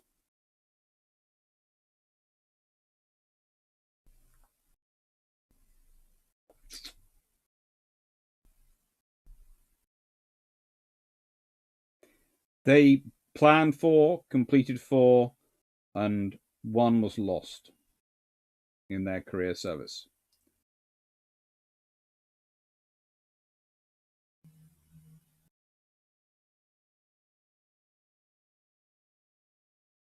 They did as well as they could. But let's be honest, these are first generation battleships. They're first generation dreadnoughts in comparisons. Yes, they are faster than HMS Dreadnought, but you wouldn't want to take on an Orion in them. You wouldn't want to take on, arguably, you wouldn't want to take on a Dreadnought and a Dreadnought or one of her first generation British ones in them, because whilst yes, they can go faster, they actually have some issues. Yes, they have very cool layout, and yes, by having all their guns on one level, it does make things a little bit more interesting and useful when it comes to fire control, and all sorts of things can be stabilized and good. But yeah, they're not. They have issues. They do have issues. But the big problem is that when this is launched, yeah, it's got 24 knot speed on trials. In practice, probably 23, 22 knots. And it's interesting to notice the next class is at the speed of 21 knots, the ones for the Black Sea. These ones are slightly faster. They're almost trying to push them as fast as they can push dreadnoughts. And yes, they use small tube boilers, and yes, that's really cool and innovative. But the thing is, you have four, and they are roughly equivalent to a first generation. Yes, they've got 12 guns. And 12 gun broadside. Dreadnought has an 8-gun broadside. So they outnumber a Dreadnought 4 gun, 12 to 4, 3 to 2 in guns. But an Orion has an 8-gun broadside. And they're 13.5-inch. So, yeah, that's going to cause you trouble. And a Queen Elizabeth class has an 8-gun broadside, but they're 15-inch. That's going to cause you a lot of trouble. And the point is, it takes such a long time to build them because of the Russian infrastructure, because of their industrialization. And one of the ideas I do talk about a little in more detail in Long Patrol is the fact that were the Russians sensible in putting the effort to build these in Russia, instead of maybe going, right then, our dreadnoughts we will build less of, but we'll build them in Britain or build them in America. And we'll build our cruisers in Russia, and we'll build up our yards using cruisers. That would have perhaps been more sensible, but of course it wasn't really possible, the Russian system, due to their desires to build things in Russia. Okay, especially the prestige units, which you can understand. Might not be sensible, but we can understand. Andrew Report, stop trying. You're ruining my thing. I'm saving that surprise for a bit. It's coming up in the next slide. We'll get into that one. Cool research, though. But they are good ships.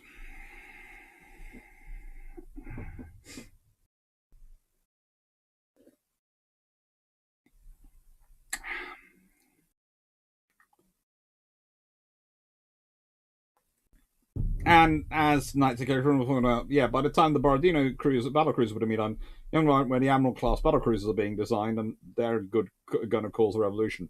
This is the trouble. The Russians take so long. Let's see.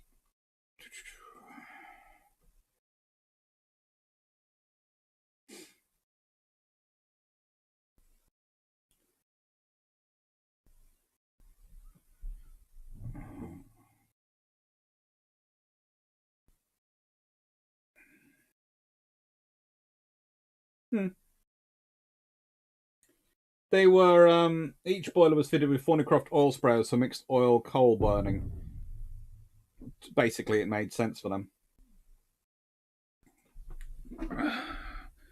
So, here is the problem for Russia.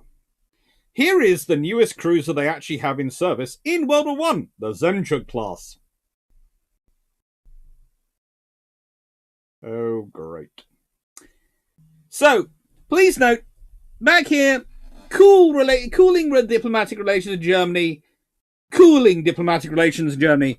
So, who do they order their cruisers from? Their brand new cruisers. Remember, they've decided to build their battleships. Their dreadnoughts are going to be built in Russia. They're going to all be, it's going to be patriotic, great. We're going to build them. It's going to take forever to build them. Okay, so to actually get some new ships fast in the Navy, they decide we actually need to build some abroad. Okay. So, I can understand after the Russo-Japanese War and the issues and the fears of the British, they're not going to Britain. But there is a third nation they could have gone to. They didn't have to go to Germany. They couldn't go to France because they don't have the infrastructure and space to do their own construction, let alone construct Russians for it. They could have gone to Italy, theoretically, but I can understand them not going to there because Italy, again, is maxing itself out with its own dreadnought construction. There is America. There is this great big industrial powerhouse which is building up its infrastructure and building up its shipyards at the time, which have the facilities and the abilities to produce cruisers, to produce turbines, to produce everything you need. And yet some bright spark in Russia goes, you know what? We've got cooling relations with Germany. We're going to build our cruisers with them. So meet the Pillau class, originally ordered from Russia by the Russians as the Muryav-Mursky class.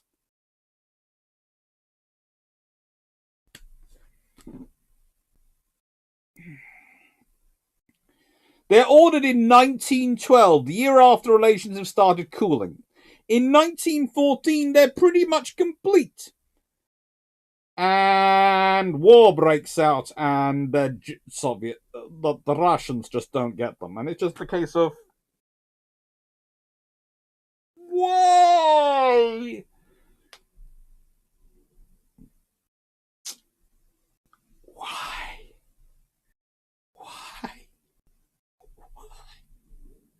What possessed you? What kind of imbecile?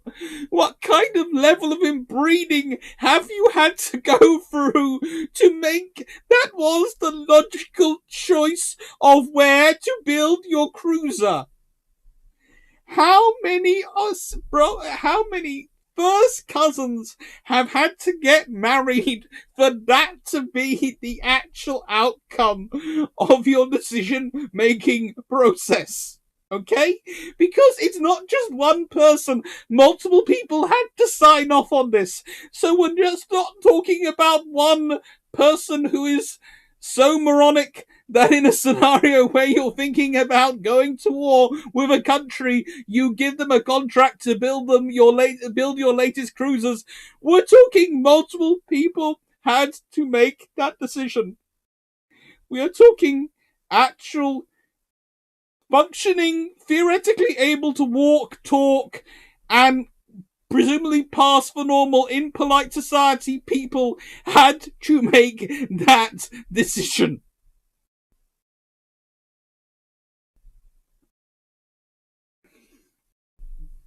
It's like, I don't know, in the old civilizations, giving nuclear weapons tech to Gandhi, or in galactic civilizations, giving any weapons tech to the Drengins.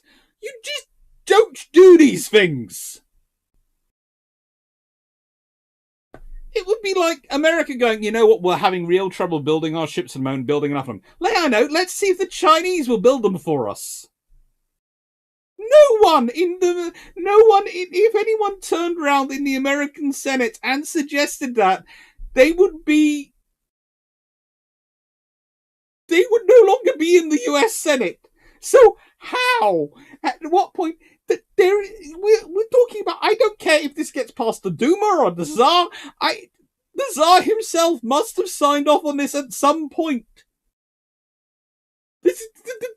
these are the same strategic brain cells which sent out the 2nd and 3rd Pacific Squadron. I do realize that. But even that has a modicum of sensibility versus this. You can see the reasoning. We're losing. Let's send all our ships. They'll make us win. You can understand that. But we could be ending up war against this country. I know. We'll order ships from them so they'll build ships for us to fight them. What kind of... The only other option is they were chasing the dragon a lot. And I mean they must have been collectively going off after that smoke. That is the only other option I can come up with. It's just... Why?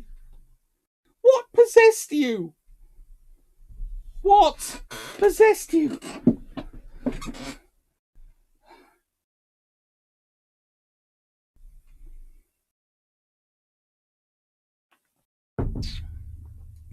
And probably I didn't mean to ruin your narrative flow. You didn't. Don't worry. Trust me. You probably provided a more sensible introduction to it because I was already worked up over that one. Allow me to think about it for a few seconds. Orion has 10 13.5-inch guns. Oh yeah, it does, doesn't it? So it's a 10 and 13.5-inch gun broadside. Yeah, that's just not... There's just no fun. But,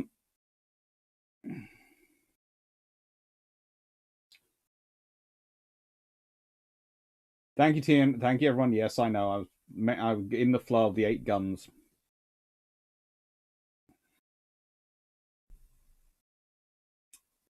But, okay, regang it. Take on Dreadnought. The issue versions is like one of the Germans in World War II against Sherman. Your ship is 25% better than ours, but we will have 400% more ships than you at any given point, i.e., we will send the squadron or division per battleship, and we'll just have to accept the concept of accept the problems of gunnery. Temlux. Well, the primary scenario for Gangut's was envisioned as rapid reaction force behind so-called mine artillery positions, so they're closer to fast coastal defense ships. Yeah, but they're technically dreadnought battleships. That is certainly one of the things put around for them.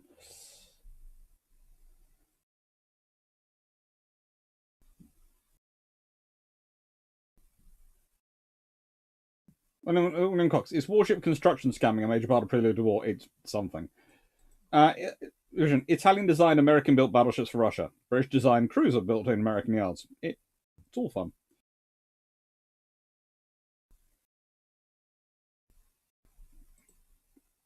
Tianwang, could Russia have bought the Agincourt or their own sister ship? Potentially, but at that point they couldn't. I was asking, weren't Nikolai Nikolai and Wilhelm related? They might have been a reason. Possibly, but still you're thinking about going to war with each other.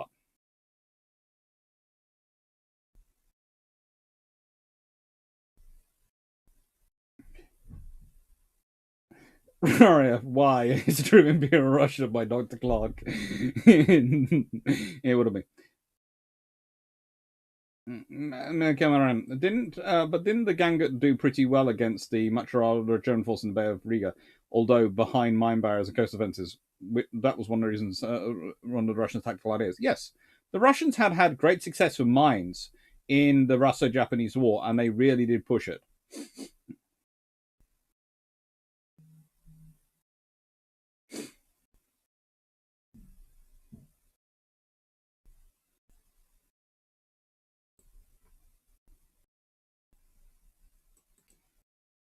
So maybe Kaiser Wilhelm told him he could get him a deal on him. I have no idea, but they end up serving the Kaiser's Navy very well through World War One.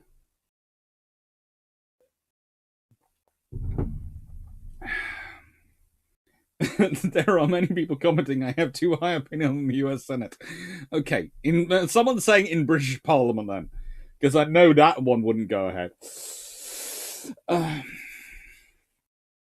Not saying there's a lot of people. I'm just saying that there are certain people in the British Parliament who would make that person disappear quickly under a cloud of them flying at them. Annette Repult, considering how much faith the Tsar had in the Kaiser, and somewhat vice versa, till literally before the war began in earnest, he may have seen this order as a lever to improve relations, perhaps. Again, order some from Britain as well, then. Okay? Try and build relations with the British. I was asking, are we reaching the Singapore level rant? Possibly. Oh.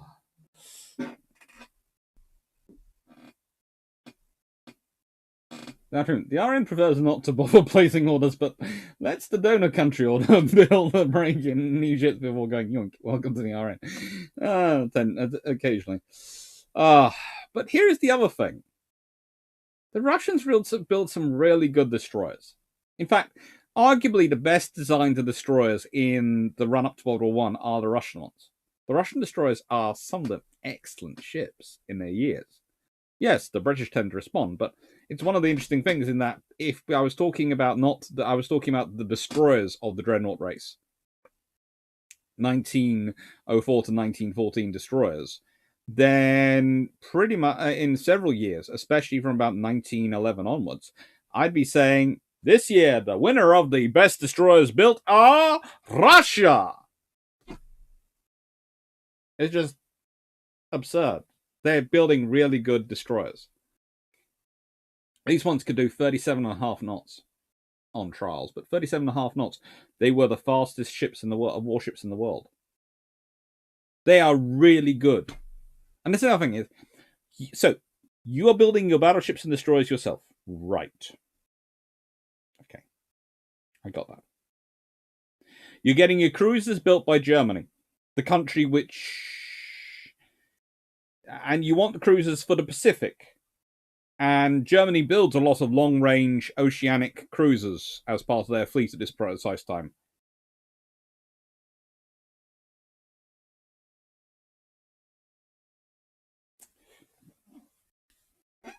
It's just no.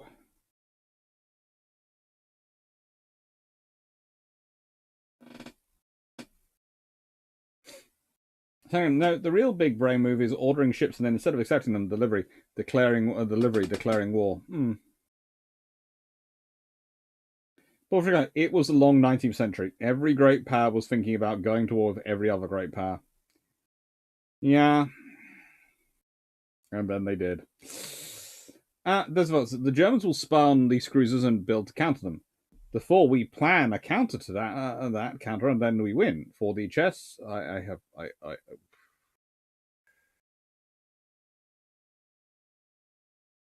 William Cox, overthinking is a natural trapdoor underneath a planner's mind. It's not overthinking, it's just being sensible. Big Brzezinski, hello. Such a senator would probably be sent back to their home district at the end of the session when they're requesting a constituency legislative.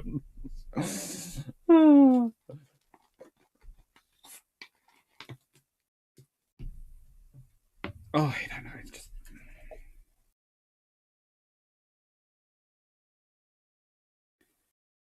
There is a whole. This is one of the things again. The dreadnought race and calling it a dreadnought race or a naval race is always more accurate. Dreadnought race is always just so specific. It's not just dreadnoughts. There's cruisers. There's destroyers. There's submarines. There's all sorts of competitions going on in terms of construction.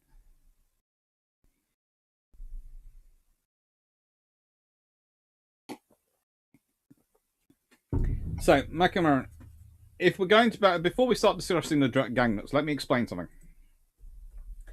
So you're sitting there going, well, the gangnuts are coastal destroyers and sort of coastal battleships and sort of where they are. You are to an extent right, but let me explain why you are right and wrong. So it comes back to the Battle of Port Arthur. The Battle of Port Arthur is a really interesting battle that the Russians learn a lot from, because it's the only naval battle they actually almost win. And it takes place on the night of February 8th, February 1904. And Togo Heishiraro, who is in charge, opens the war with a surprise torpedo boat destroyer attack on the Russian ships in Port Arthur. They managed to heavily damage the Spheric and the Restvan, the heaviest battleship in Russian's Far Eastern theatre, and the cruiser Pallada. These attacks then develop into the Battle of Port Arthur the next morning, a series of naval engagements in which case Admiral Togo was basically beaten back from the Russian fleet as shore batteries combined with the Russian warships to blast away at the attacking fleet. Unfortunately, and this is a small problem,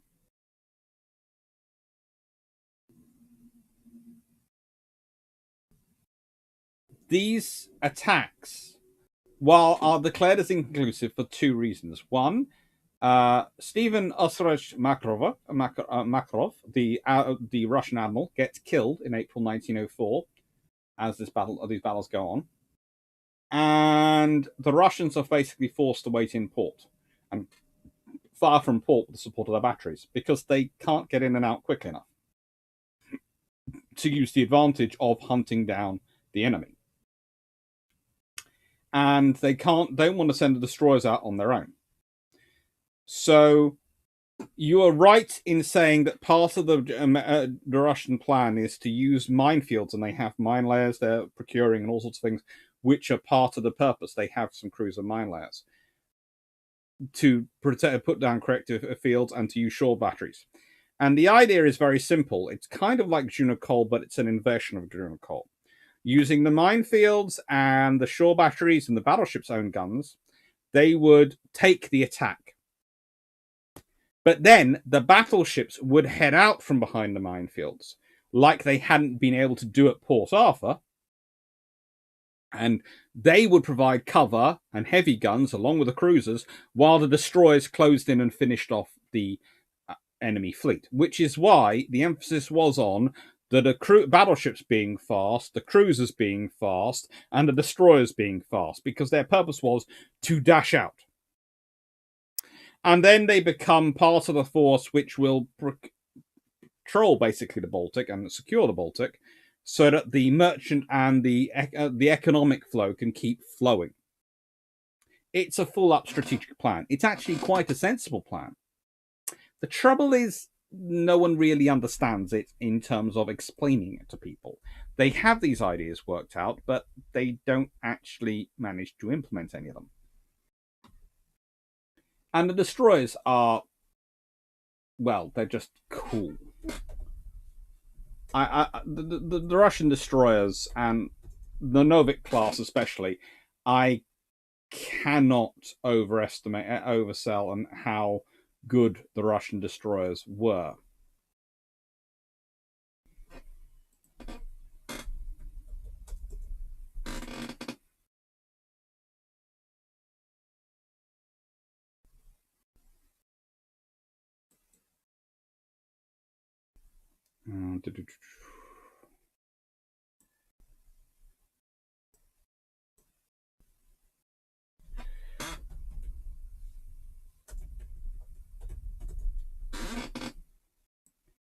So, I've got my list up. The Russians in this period, and especially post the Russo-Japanese War, start going on a real destroyer building spree. They built a fair number before the war, but starting with the Lieutenant Shestakov class, they start really building up their forces. The Shestakov class are 635 tons. The Novik class, they range from 1,260 tons to 1,620 tons, and they build 49 of these ships. And they are the real fruit of their labor. It starts off with Novik, which one picture is the Dursky class. Have I pictured a Dursky class? Yeah, this is the Dursky. This is I think it's actually Dursky herself. No, it's Fruns. This is Fruns. Sorry, I got that wrong. And she's a Dursky class subclass of them, and her top speed was 34 knots. She's armed with 3 4-inch guns, 2 1.9-inch AA guns, 4 machine guns, and has 10 18-inch, that's 457mm, torpedo tubes in 5 twin launchers. And she is gorgeous in her capabilities. She really is. You are dealing with a ship which is very, very scary. And that's the point. The Russians were building for speed.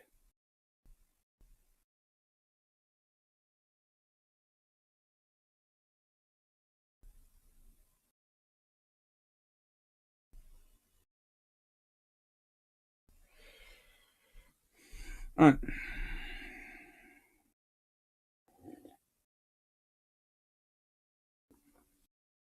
Novik was a German design ship built in Russia. So that's one of the interesting things.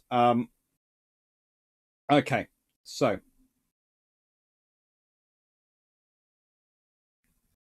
Novik is often listed as being a German design ship built in Russia, and this is something which comes about a lot.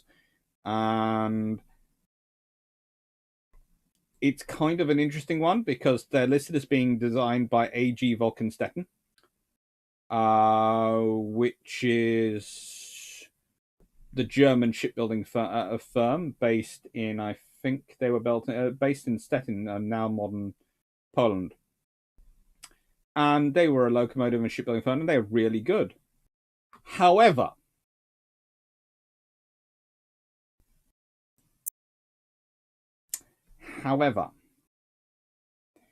and I say this with a touch of Anglo pride, but not a bit of surprise, they have something rather interesting in that their boilers, etc., and all these things are tuned by experts brought over from Parsons.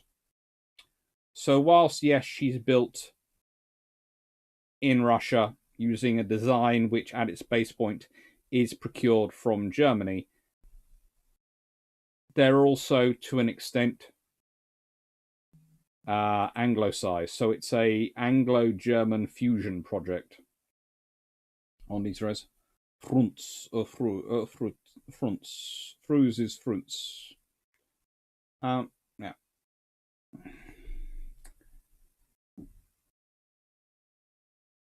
Also, you need to remember that it was this time the Belgians ordered the heavy guns for the Liege forts from Clarke because they were only just across the border and they didn't get them delivered in 1914. I know.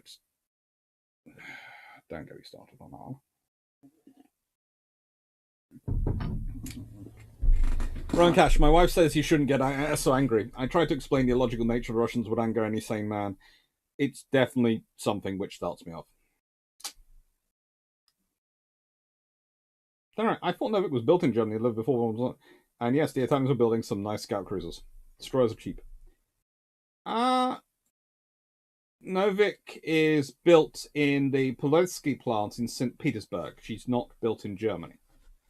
And as I said, the thing is, the design is bought from Stettin, A.G. Vulcan in Stettin, and it's a good design, but it's modified and tuned. It is modified and tuned.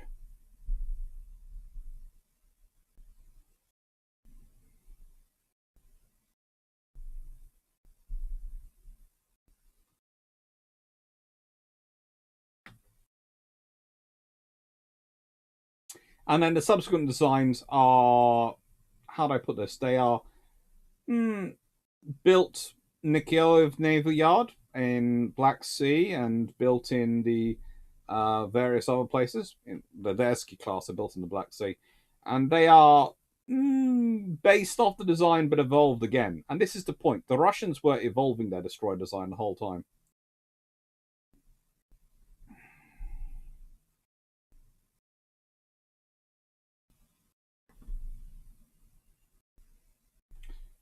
Benjamin, isn't there a recent Russian film about Baltic destroyers in World War I fighting the Germans? I'm not sure. I haven't seen it, but I have heard there's something, but I haven't seen it, so I don't know if it's out or it's Russian language. So my Russian language would be interesting. Make American. Russian destroyer tradition was to build the first models at foreign shipyards, French, British, Germans, then copy them and build additional ships of the same class or a bit better in domestic yards.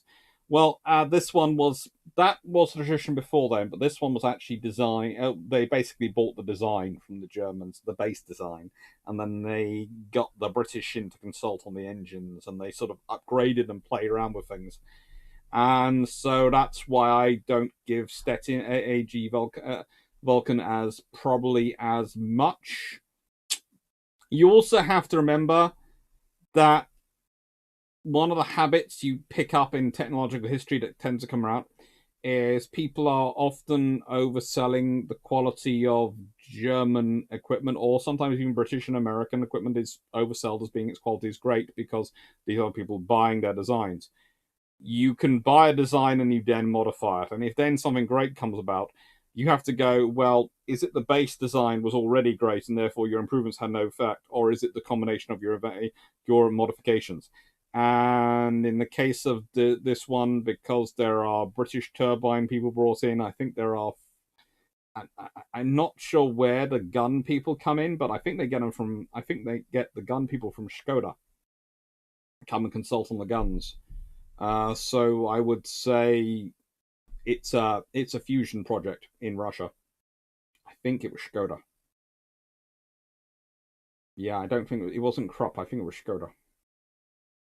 That's why they went with the gun type they did for the class, because they go with they go with the 102mm, which is the pattern 1911 102 gun. Yeah, which were based, if I remember correctly. The design of the gun was complete technical assistance from Vickers, and its stabilization system was completed with technical assistance from Skoda. So the guns on them were Anglo Austrian, Austro-Hungarian mix. Let's be honest, with Skoda. So yeah, submarines are a little bit more interesting. Submarines are pretty much we bought them from Germany in terms of the Russians, and that's again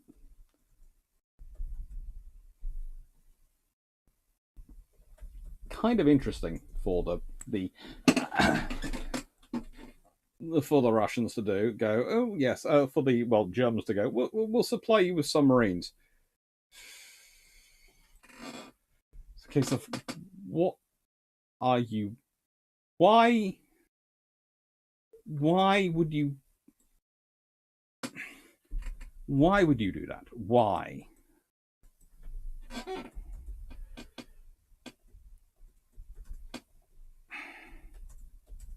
Oh, there's just something wrong with some people in this world, this time period. Rankash, I'm waiting for the but no, there is no but with these destroyers. For the Baltic, they're excellent. I wouldn't want to take them into the North Atlantic, but for the Baltic, they're fine. And frankly, if I'd been the Royal Navy, I'd have wanted them from the North Sea. Nick American, thank you for explaining your thoughts on Russian strategy. Well, it's where it comes from. They've got this battle which they actually did quite well in, and they're going, well, hang on, that's obviously a good strategy for us to follow, and that's a sensible approach to do.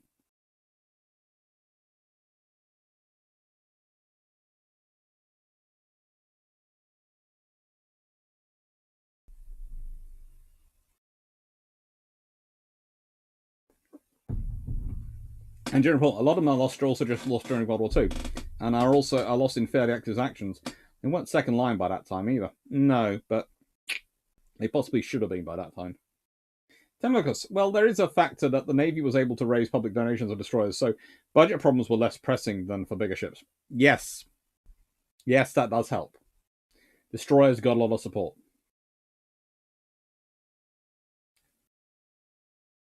Correct. Calvin goes reflunzi. Yes, the E on the end is not silent, unlike in English. Mickey Maron. Russians improved foreign designs, as Clarke explained in More Than Boilers.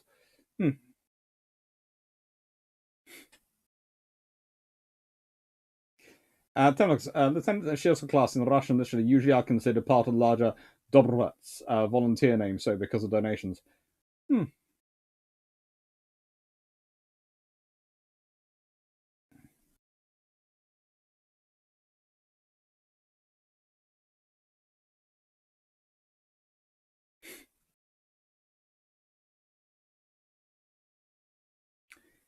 So, the submarines. Okay. Here is the really interesting thing, and I'm not going to talk about all their submarines because they have a few. They have the Delphin, the Kashata class. They have the Somme class, the Forel, which is a sort of weird one-off class of its own, the Oyster class. Then they have Poktovi, Myonga, Akula, the Clarke class, which were built by Krupp for the Imperial Russian Navy and ordered in 1904. The Kaiman class, which is pictured, they were designed by Simon Lake and built at Crichton Octa shipyard in St. Petersburg. They're designed by the American, I think it's the Electric Boat Company. No, was it? Simon Lake is mechanical engineer. He worked for. Oh, he goes on to work for the EBC. I think. At that time, he wasn't. At that time, he was working for the Lake Torpedo Boat Company. I'm not sure. One of them.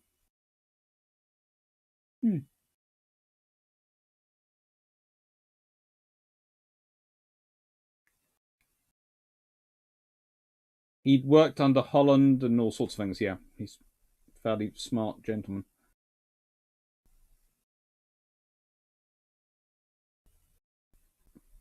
But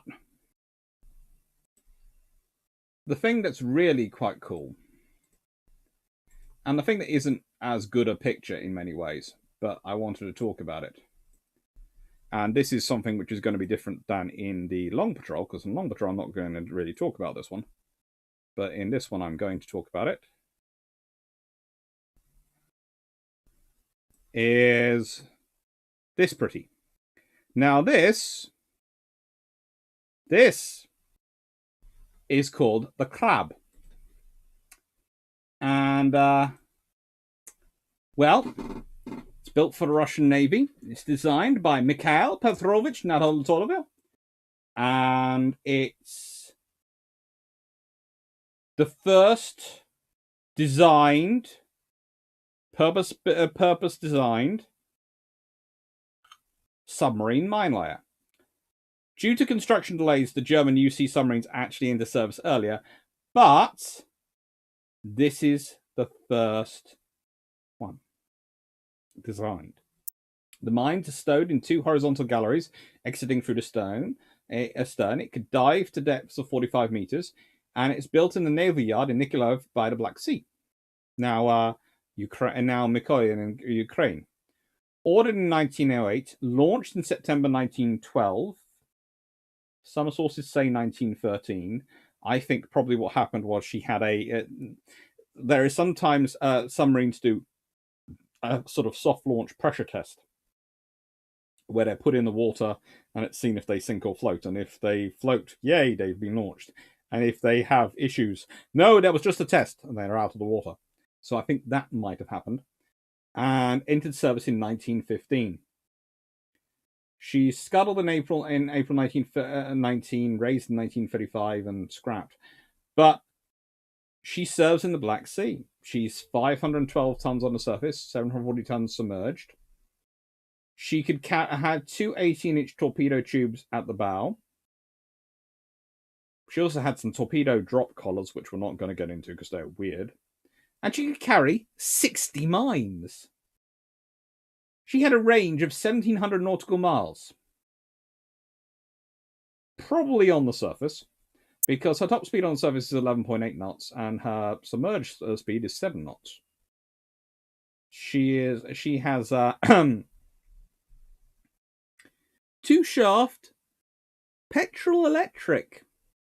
Yeah. 4 petrol engines developing 1,200 horsepower and 2 electric motors with 400 horsepower. Yeah, petrol's powered submarine. Look, the fact is she's the first mine laying. And there's a reason, again. This is the thing. The Russians are thinking about mine laying. Why? Because it worked. They managed their victories in the Russo-Japanese War come from their coordinating with shore batteries.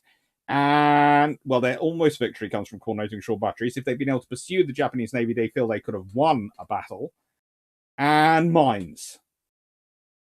And for some reason, those become the major parts of their strategy, leading and building their ships up the World War One, which suggests someone actually learned something from the Russo-Japanese War, even though most of their good admirals were dead.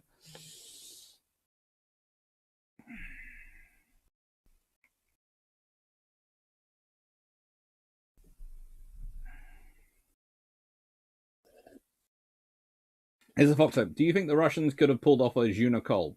They were pulling off a sort of Juno-Cole.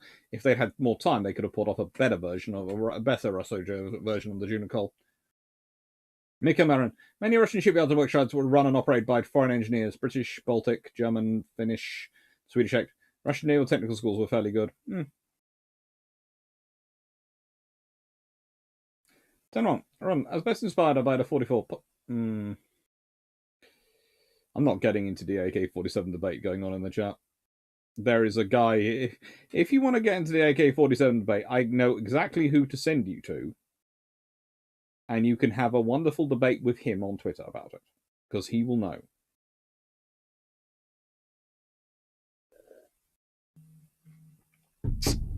He is a lecturer at, believe it or not, Sussex University in Brighton.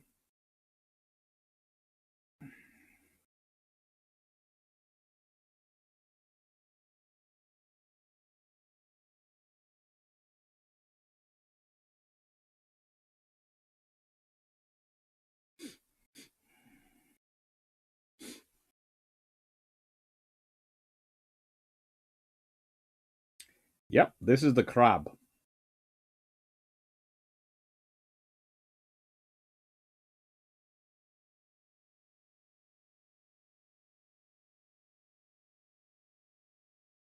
So anyway, the Russians with automobiles would be scary. Yes, they would be.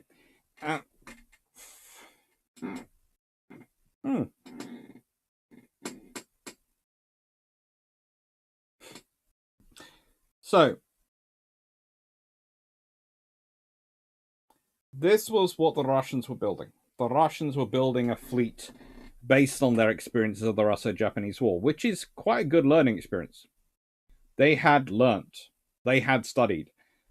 The trouble is, there's the whole system which the Russians are in, which means they can't build everything.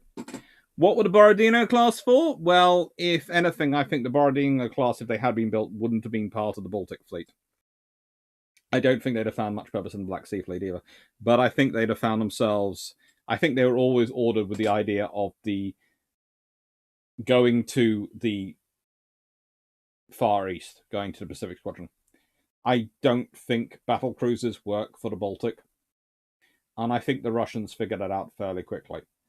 I think if they had been based in Europe, their purpose would have been to be a rapid reaction squadron so that their fleet couldn't all be Port Arthur'd again. Interesting enough, there's Imperator Nikolai the First. Now, this is their third generation, in many ways, of battleship, because it goes the Imperator Maria class, and then it goes Imperator Nikolai I. Now, that was to be a Black Sea dreadnought. And it was to it was supposed to displace roughly 31,877 tons in deep load. Standard 27,830 tons. It was still going to have the 4 triple 12-inch, which was the standard of the Russian design at this point, and 20 single 130mm guns, or 5.1-inch. A whole load of 2.5-inch or 64mm AA guns. The traditional 4 17.7-inch or 450mm torpedo tubes. I'm still not sure what's the point of having 2 different types of torpedoes. Okay, we can get into this and talk about the Romney and Nelson. If you are building a certain type of torpedo for your destroyers, build it and it's bigger than the battle you're putting on your battleships. Fit the freaking same torpedo. Save yourself the logistics issues. Build the same, but it would have had a water belt, the waterline belt, which is getting closer to all or nothing, as it had gone down to between 3.9 inches and 10.6 inches, considering previous generations. The barbettes had got thicker. It had gone from 8.9, well, now between 8.9 and 11.8 inches. And again, it's coming closer to all or nothing. Conning tower had got thicker, depending on its angle. Barbettes, turrets had gotten thicker, depending on their position, at the point of the turret you're talking about. It's getting a far more advanced, a far more interesting design. And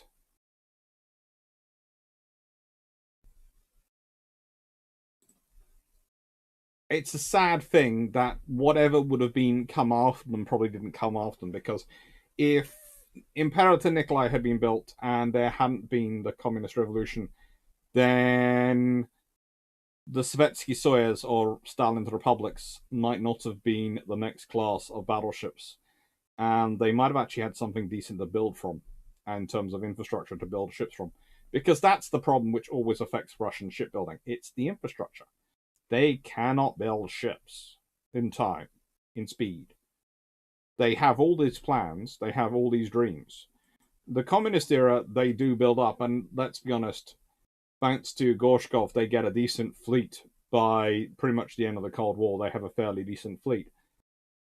But the thing is, even then, their build times, launching and fitting out times, are slow compared to their to their NATO counterparts. Their ships, even when they say this is ships are completed, it then has to go back in for a very, very long, theoretically post-commissioning service and refit, which takes another 2.5 years before it actually does an operational deployment. It's just slightly suspicious. Maybe it's me being suspicious.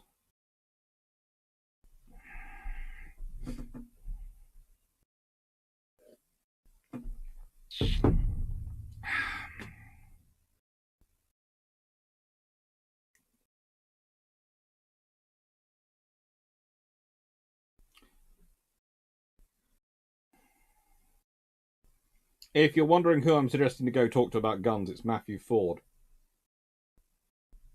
He is exceptional when it comes to guns and the history of guns and procurement.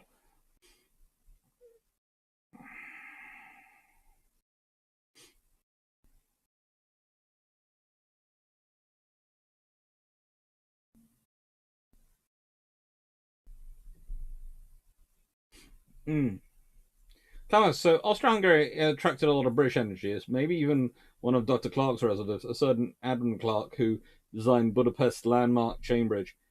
We certainly did have an Adam Clarke who was going around being a civil engineer at one point. Basically, if their names are Douglas, Donald, Alexander, Andrew, or Adam, there is a Reginald as well occasionally in there. Not sure why Reginald sometimes gets thrown in. I have no idea where that one comes from. But that one just turns up as occasionally as a random a random name in them. That's quite often related. It's like the girl names in my family are quite. Both sides have a certain perspective to certain names.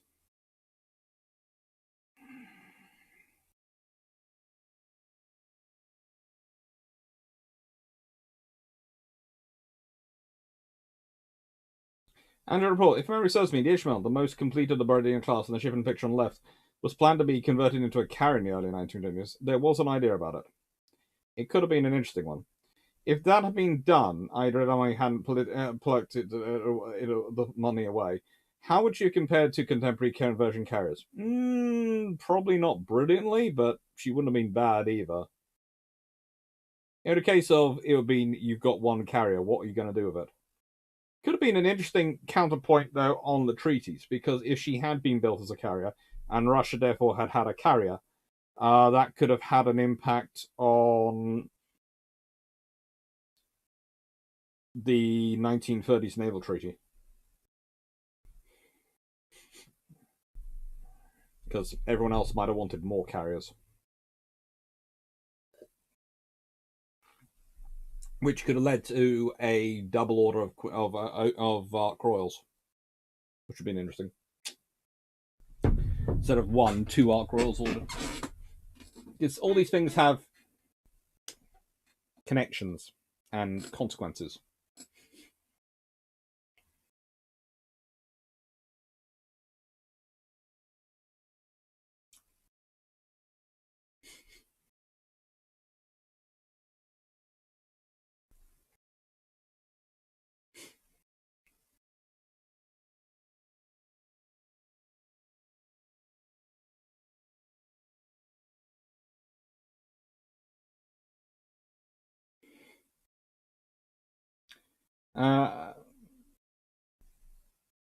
Michael Aaron, can you explain the Russian coastal defense ship monitor building plan during World War I? Weren't they planning to order those from the UK? They were looking at ordering some from the UK. They don't get round to it. Honestly, because they're not quite sure how to get them there. Wonderful. Read success of the Imperial Navy. I remember I have seen an article a few years ago. Trotsky was starting on work on developing a 50-inch gun around 1917 or early 1918. Had they been designed and assuming infrastructure allowed it, their successors may have carried those guns and would have been good ships for late 1920s. What's the other also interesting thing is, honestly, these designs of battleships, if we look at them, are some of potentially the easiest to upgrade with guns. So the fact is, the Russians could probably have gone back and upgraded their triple 12-inch guns to double 15-inch without too much difficulty. The only one they might have had difficulty replacing would have been B turret, which might require some modification and resighting and rebuilding. But all the rest have plenty of space, plenty of top weight allowance. They could all have been upgraded to 15-inch guns.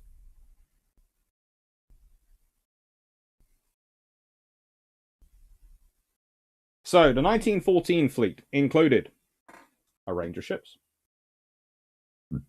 14 battleships, no dreadnoughts, completed until December 1914. They're all pre-dreadnoughts. 19 cruisers, which includes the 2 vessels which, well, doesn't include the 2 vessels which are in Germany, but yeah, not many. 103 destroyers, 23 torpedo boats, 35 submarines, 30 gunboats. Now, honestly, when you start looking at it that way, turn it on this head. So, is this or is this not a Juno-Cole fleet? Because the forces, the largest, in order of superior of numbers, it goes destroyers, submarines, gunboats, torpedo boats. Now, admittedly, you would always expect battleships and cruisers to be a smaller number than those classes. But the cruisers are 4-to-1 superiority in 5-to-1 superiority in favor of destroyers. There are 5 destroyers for every single cruiser. If you consider battleships, it's even larger. Submarines outnumber cruisers. Submarines outnumber... Well, hang on, let me check. Yeah, the submarines actually outnumber cruisers and battleships combined. Gunboats come very close to doing it. This is to an extent a Russian version of a Juno-Cole fleet.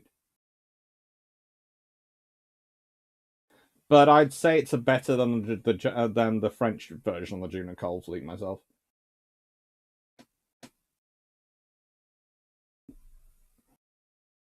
Asaski could have also been Jonathan Fergus. Most social if.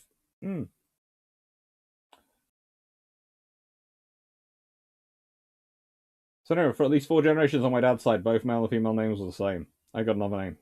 You're lucky. Sounds confusing at family parties.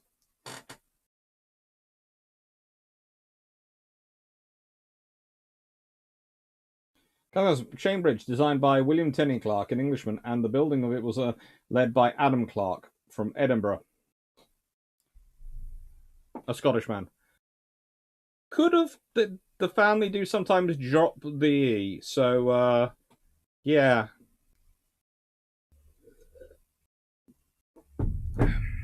Could be. There were a few cousins who went off traveling around the world, and not all of them came back.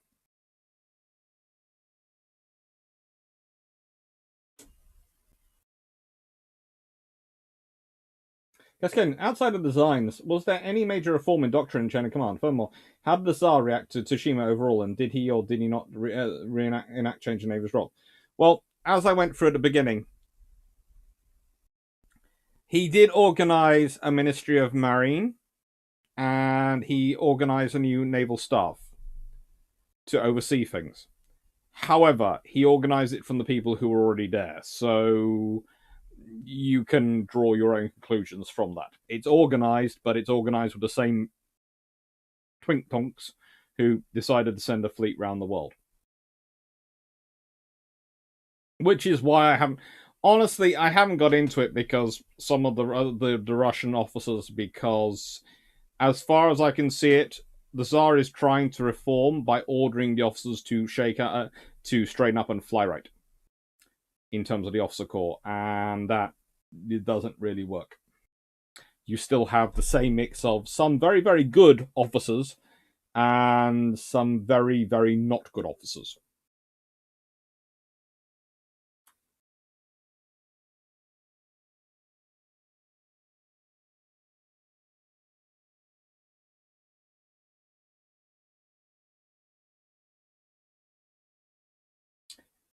Pigeon, what do you think of my Vanguard idea of completing the battlecruiser Kronstadt after World War II using 3 surviving triple 12-inch turrets to damage Gunga-class Marat? It could have been interesting, but certainly have caused some consternation.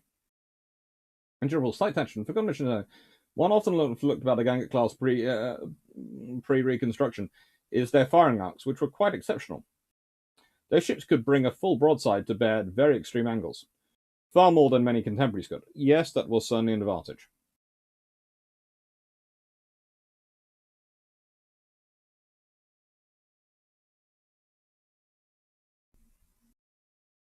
Hello, Nick. Cascadian. Outside of designs, I'll answer that one. I answered that question, but hope it helped. It wasn't already. Cascadian, there's no problem. You asked the question, and I can always elaborate on these things more if I wish to. I always have the choice to go, I answered that earlier, or to elaborate more, and I chose to elaborate more. So, summary. Oh my giddy aunt. Okay.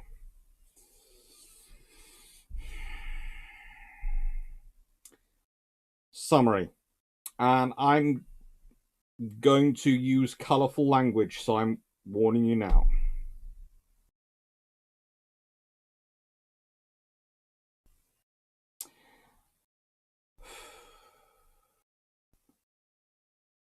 The Russian fleet has lots of potential. But thanks to frigating strategic idiots who couldn't frigate in a frigating competition to save their lives, there is no chance of anything but a frigate up. The honest reality that you are dealing with for the Russian Navy is that whilst they have some decent strategic reasoning, some decent strategic ideas, and some decent operational doctrines, and some decent designs. Due to the entire strategic situation, where, for quite reasonable reasons, the focus tends to be on the army, which it should be, there is a decent argument that actually the Tsar and his leadership, whatever they focus on Navy, is frigating up the situation for Russia because they should be focusing that on the army. But the real issue for all of this is that it shouldn't be a choice between the Navy and the Army. They should be, for Goben's sake, they should be complementing each other in a strategic thought process. And to an extent, they do. But the trouble is, there is no frigating infrastructure that can frigating well support an actual frigating modern economy. And this means that the poor Russians are completely frigated the entire time. Now, there are people taking this as meaning that the Russians should have built frigates. That is definitely an option. But some frigating cruisers actually built by a nation which will deliver them would have been useful. If you are going to decide you're going to order 2 cruisers from your frigating numero uno enemy, that you are actually justifying your frigating fleet by pointing out that they are such a frigating potential threat, then you need to actually order them from elsewhere as well. Perhaps this might sound scary, but here's an idea. If you are going to order 2 from Germany, if you are so frigating moronic that you think that ordering 2 from Germany is sensible, why not order 2 from UK, 2 from France, and 2 from America? The French ones will never get built. The German ones will be taken over by Germany as they were. But the British and American models might well be delivered. And who knows? You might have ended up with a Russian cruiser squadron taking part of the Harwich force during World War I because they couldn't have got through the Denmark Straits. And into the Baltic. Or they might have made it into the Baltic in time. Let's be honest. If it had been built in Britain and America, it would have probably been built quicker and actually delivered before the war began. It is such a frigating cruiser-up that, honestly, you cannot overstate how much stupidity is going on in the Russian construction programs in terms of their actual decision-making. Because the destroyers are sensible. So this is one reason why it just seems so frigated.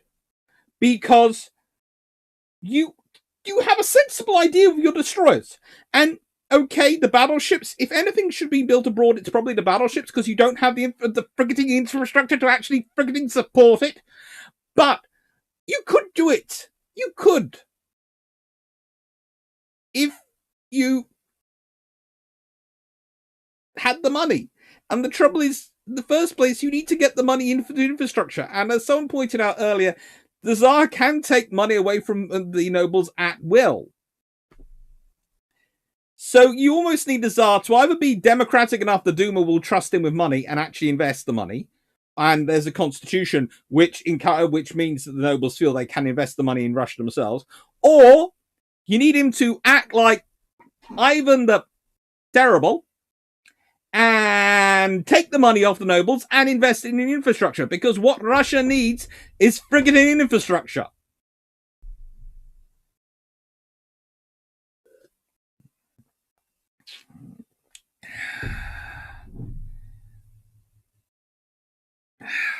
It's just, yeah. It's just insane what's going on. So that's the summary.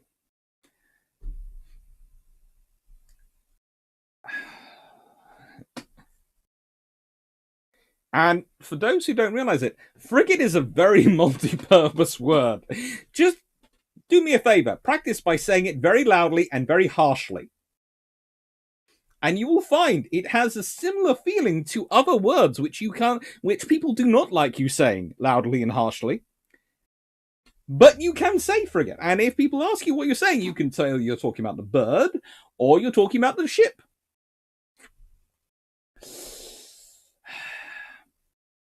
And if you really want to, you can say frigating ship.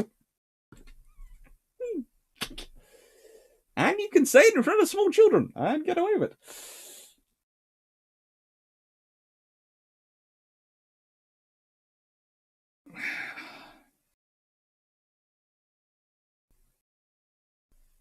Mikameron, for a favor of destroyers and torpedoes was partly because of the capabilities of domestic shipyards. Many yards were not able to build larger vessels. Definitely.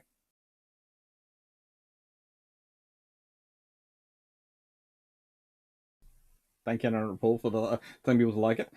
Right. In conclusion, Russians need to build frigates. They need to build something. 21.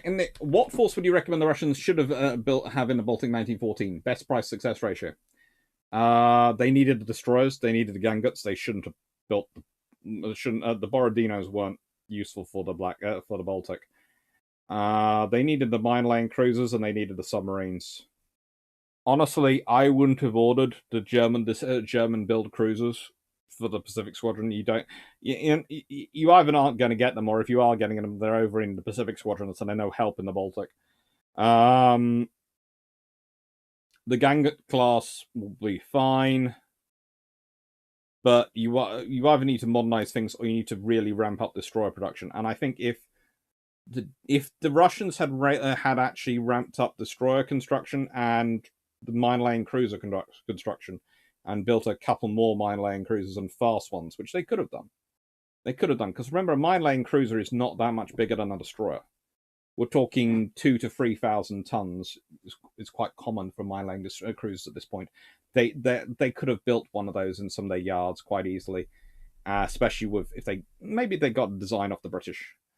And they could have had that if they really wanted a design, but they probably just all they need was with the help from Parsons in terms of turbine production. Really, and they could have done that, and they could have had a very good force. Because if you've got some fast mine layers, and you have the gunboats as the core of your force, and you manage to get them built, especially if you manage to get more than 4 built, and you get some you get enough fast destroyers, then things are good. I think the problem comes when they dissipate their efforts. I'd have said, don't bother with the pre-dreads. Leave upgrade their fire control, but otherwise leave them alone, and just focus in on getting the gunboats built.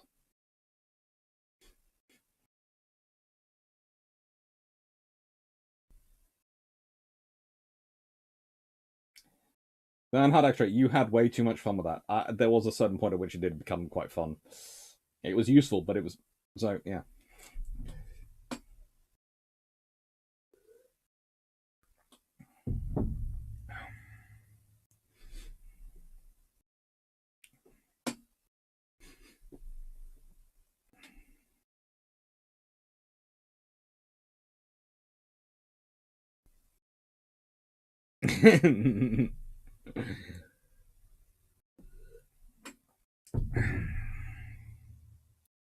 And this is actually my favorite class, and it's the most forgotten of the Russian battleships. It's the Imperatrice Maria class. They are a really cool design, and they are built for the Black Sea. And if they had been, how do I put this? Okay.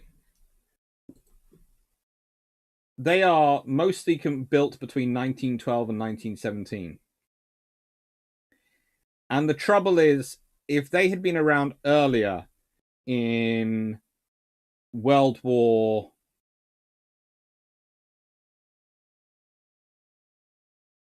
earlier in World War One, they could have been really, really useful for the Russians. They tend to get a bit of a bad name, though, because Imperatrice Maria is sunk by a magazine explosion in Sevastopol Harbor in 1916. Impreza Ectrine Velikia, which is sort of a sort of sub-design, was renamed Sovodonia Russia in 1917 and was scuttled in Norilsk Harbour in 1918 to prevent it being turned over to the Germans, as required by the Treaty of Brest-Litovsk. And the crew of Voila, the Imperator Alexander III, had been renamed in 1917, voted to turn her over to the Germans. They were only able to make one training cruise, though, before the victorious Allies took her back in 1918.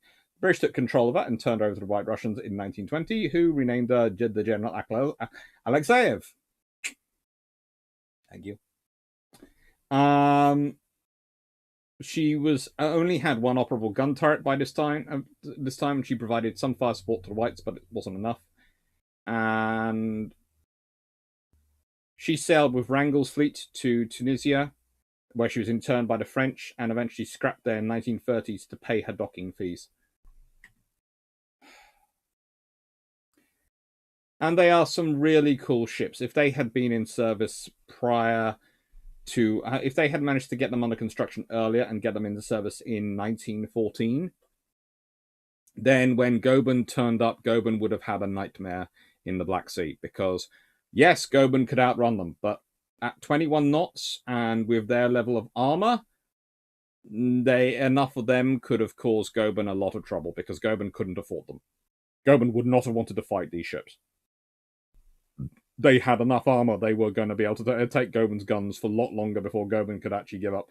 And the thing is, Goeben wasn't able to operate at full speed on the fuel and supplies it had operated for the Ottomans, so it would have been forced to spend a lot of its time focusing on them, and they would have just...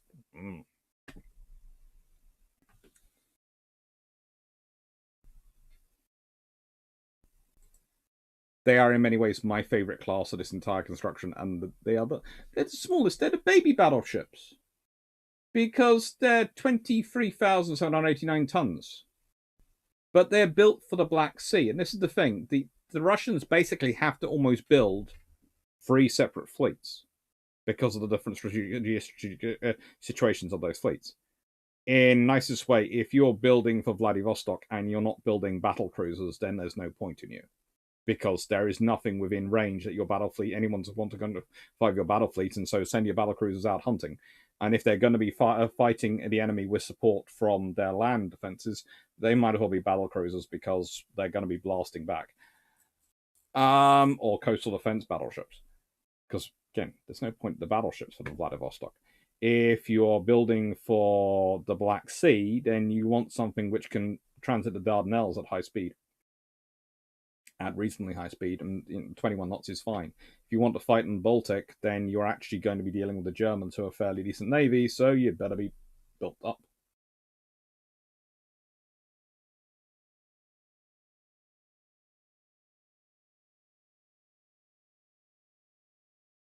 Stalin built the infrastructure later, of course. Stalin mostly built the planned infrastructure which the Tsar had planned. I see some potential for irony here. The Russian cruiser squadron somehow joined the Jutland, finds the crippled Elbing, the second of the cruisers ordered from Germany, at night and sinks her. Might well do.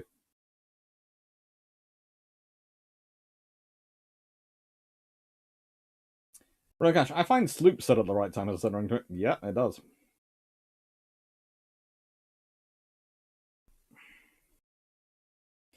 Calhoun, I would argue that the Russian fleet was one way well suited. However, they did have their downfalls. But given the turmoil of the situation, nation being less than 10 years post Tsushima, there is another sort of the mess of the Navy. It's true, but they did need infrastructure.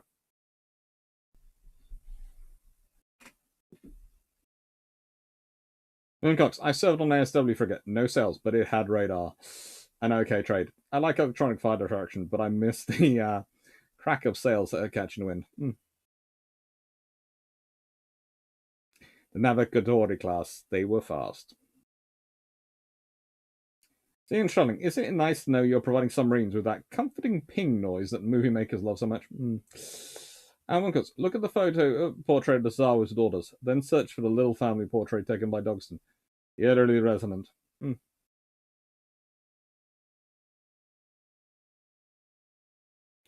So in short, all Russian capital ships are just 1 week too late. Yeah, pretty much thanks to their infrastructure and construction times.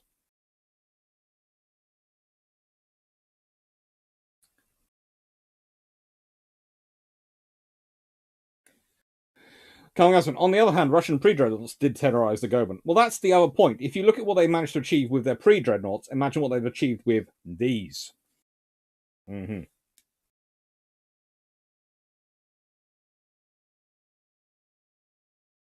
And report, interesting counterfactual, actually. If the Soviets paid the French in order to get the entirety of Wrangel's fleet back in 1922-23, how much of this would be useful to them in the long term? Probably the Imperator Alexander, if they could actually get it working, would have been useful. A few of the other ships might have been useful, but basically the big ones would have been useful. And again, if they had something the size of the Imperator Black Alexander in the Black Sea, that would have caused the Germans a lot of problems in the Black Sea. Because one of their things they like to do is like to use the Black Sea for infrastructure and support operations. It's one of the things which is often forgotten about the whole of World War II, in that the Black Sea has a lot of naval warfare going on it, and a lot of fighting. And yeah, having a battleship would have basically guaranteed them superiority of firepower, especially if they'd given it some firepower, some upgrades.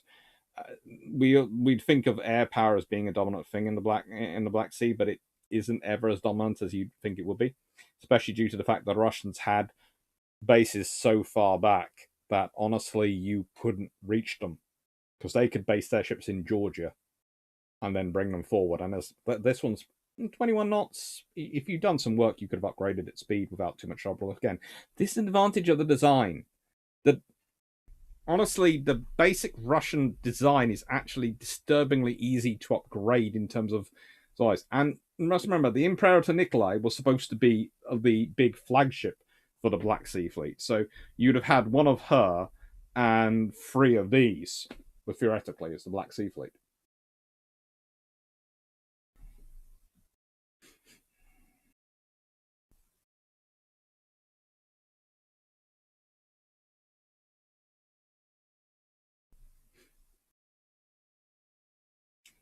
Mikko Mekkonen, we have a few of the 12-inch barrels from the Imperator Alexander III preserved here in Finland. Cool. Alam 16365. They're actually, as I said, the thing you have to remember is about this design, and it goes again with the Ganguts, but let uses Ganguts.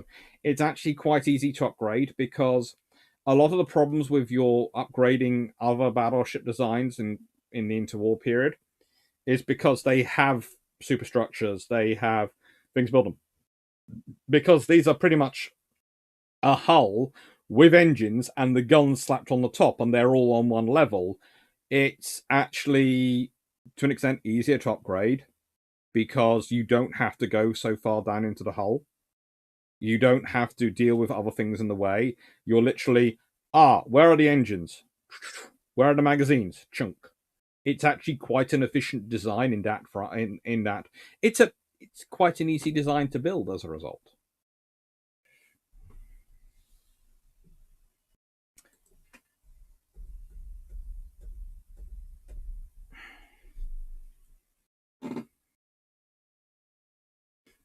Wrong cash. So what you're saying is the Imperator class are pocket battleships. I'm saying that they've gone back to a slightly small design for the Black Sea, and it makes sense. I wouldn't call them pocket battleships. Maybe. I'm not sure if I'd even call them second-rate battleships, second-class battleships, but they were definitely designed for their size.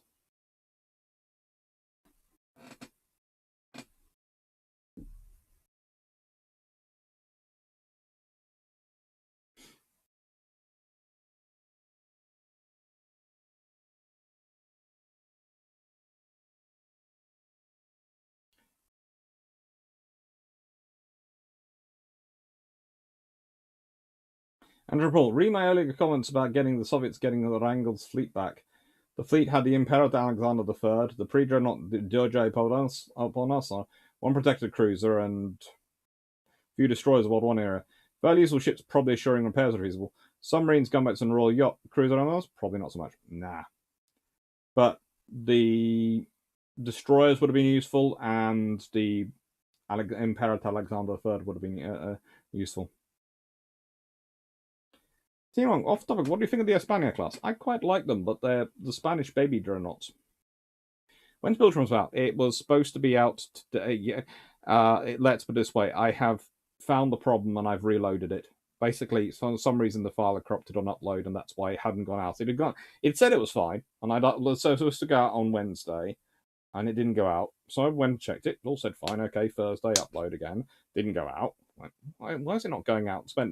So I spent an hour this evening before this went live going through it and found out, the file's corrupted and it just hasn't told itself. So I've got to reload the file up and it'll be uploaded tomorrow. It'll be out tomorrow.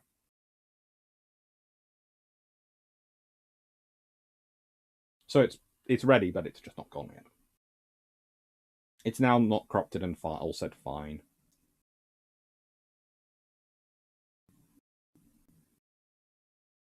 There's a Foxon. On a related topic, how did the Russians treat HMS Royal Sovereign Archangel? I've heard that they were really poor to her, and in opposition that she was clapped out in the bad shape when given. No, she was in okay shape when given, but they were really poor. They didn't have the infrastructure to maintain her. This is the thing. The cruiser they were given, they managed to keep in good condition because they have the infrastructure they could maintain the cruiser.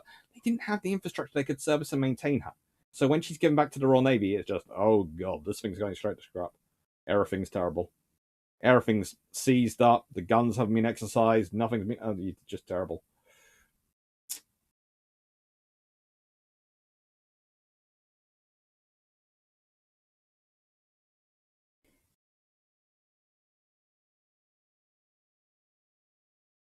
Right then, I'm going to say, well, thank you very much. Let's see what we've got coming. We've got the Adventure class coming out next week.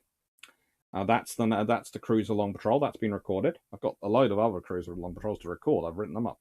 On Sunday, we have Unverified Stories of the Norwegian Campaign, Tall Tales of Tribals, which is technically a patron, but it's also being used as sort of brew ship. So it's going to be a book one and a patron one. And then next Thursday, we have John Hargreaves, More Than Just Ships Infrastructure, the yards that rule the world. Mainly because, once again, my patrons, and I love you all for this, have managed to make a tie for second place. I love how you do that. It's just... oh. It's never a tie for first place, it's always a tie for second place. Oh. Right. So thank you very much, everyone. Thank you, Knight6831. Thank you, George Newman. Thank you, Bijan. Thank you, Melanie1640. Thank you, Annette Richard Paul, for all questions. Thank you, Desert Foxmo. Thank you, Carl Harman. Thank you, Animal16365.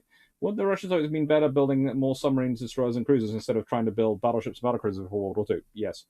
Mainly because they don't have the infrastructure to build the battlecruisers and battleships. They could build their others. Thank you, William Cox. Thank you, Carl Harman. Thank you, Yoldi Sage. Thank you, Bijan. Thank you, John Shea. Hello, John. I haven't seen you much this evening. Thank you, DG40. Thank you, Roman Cash. Thank you, Teshu Vashal. Thank you, William Cox. George Newman.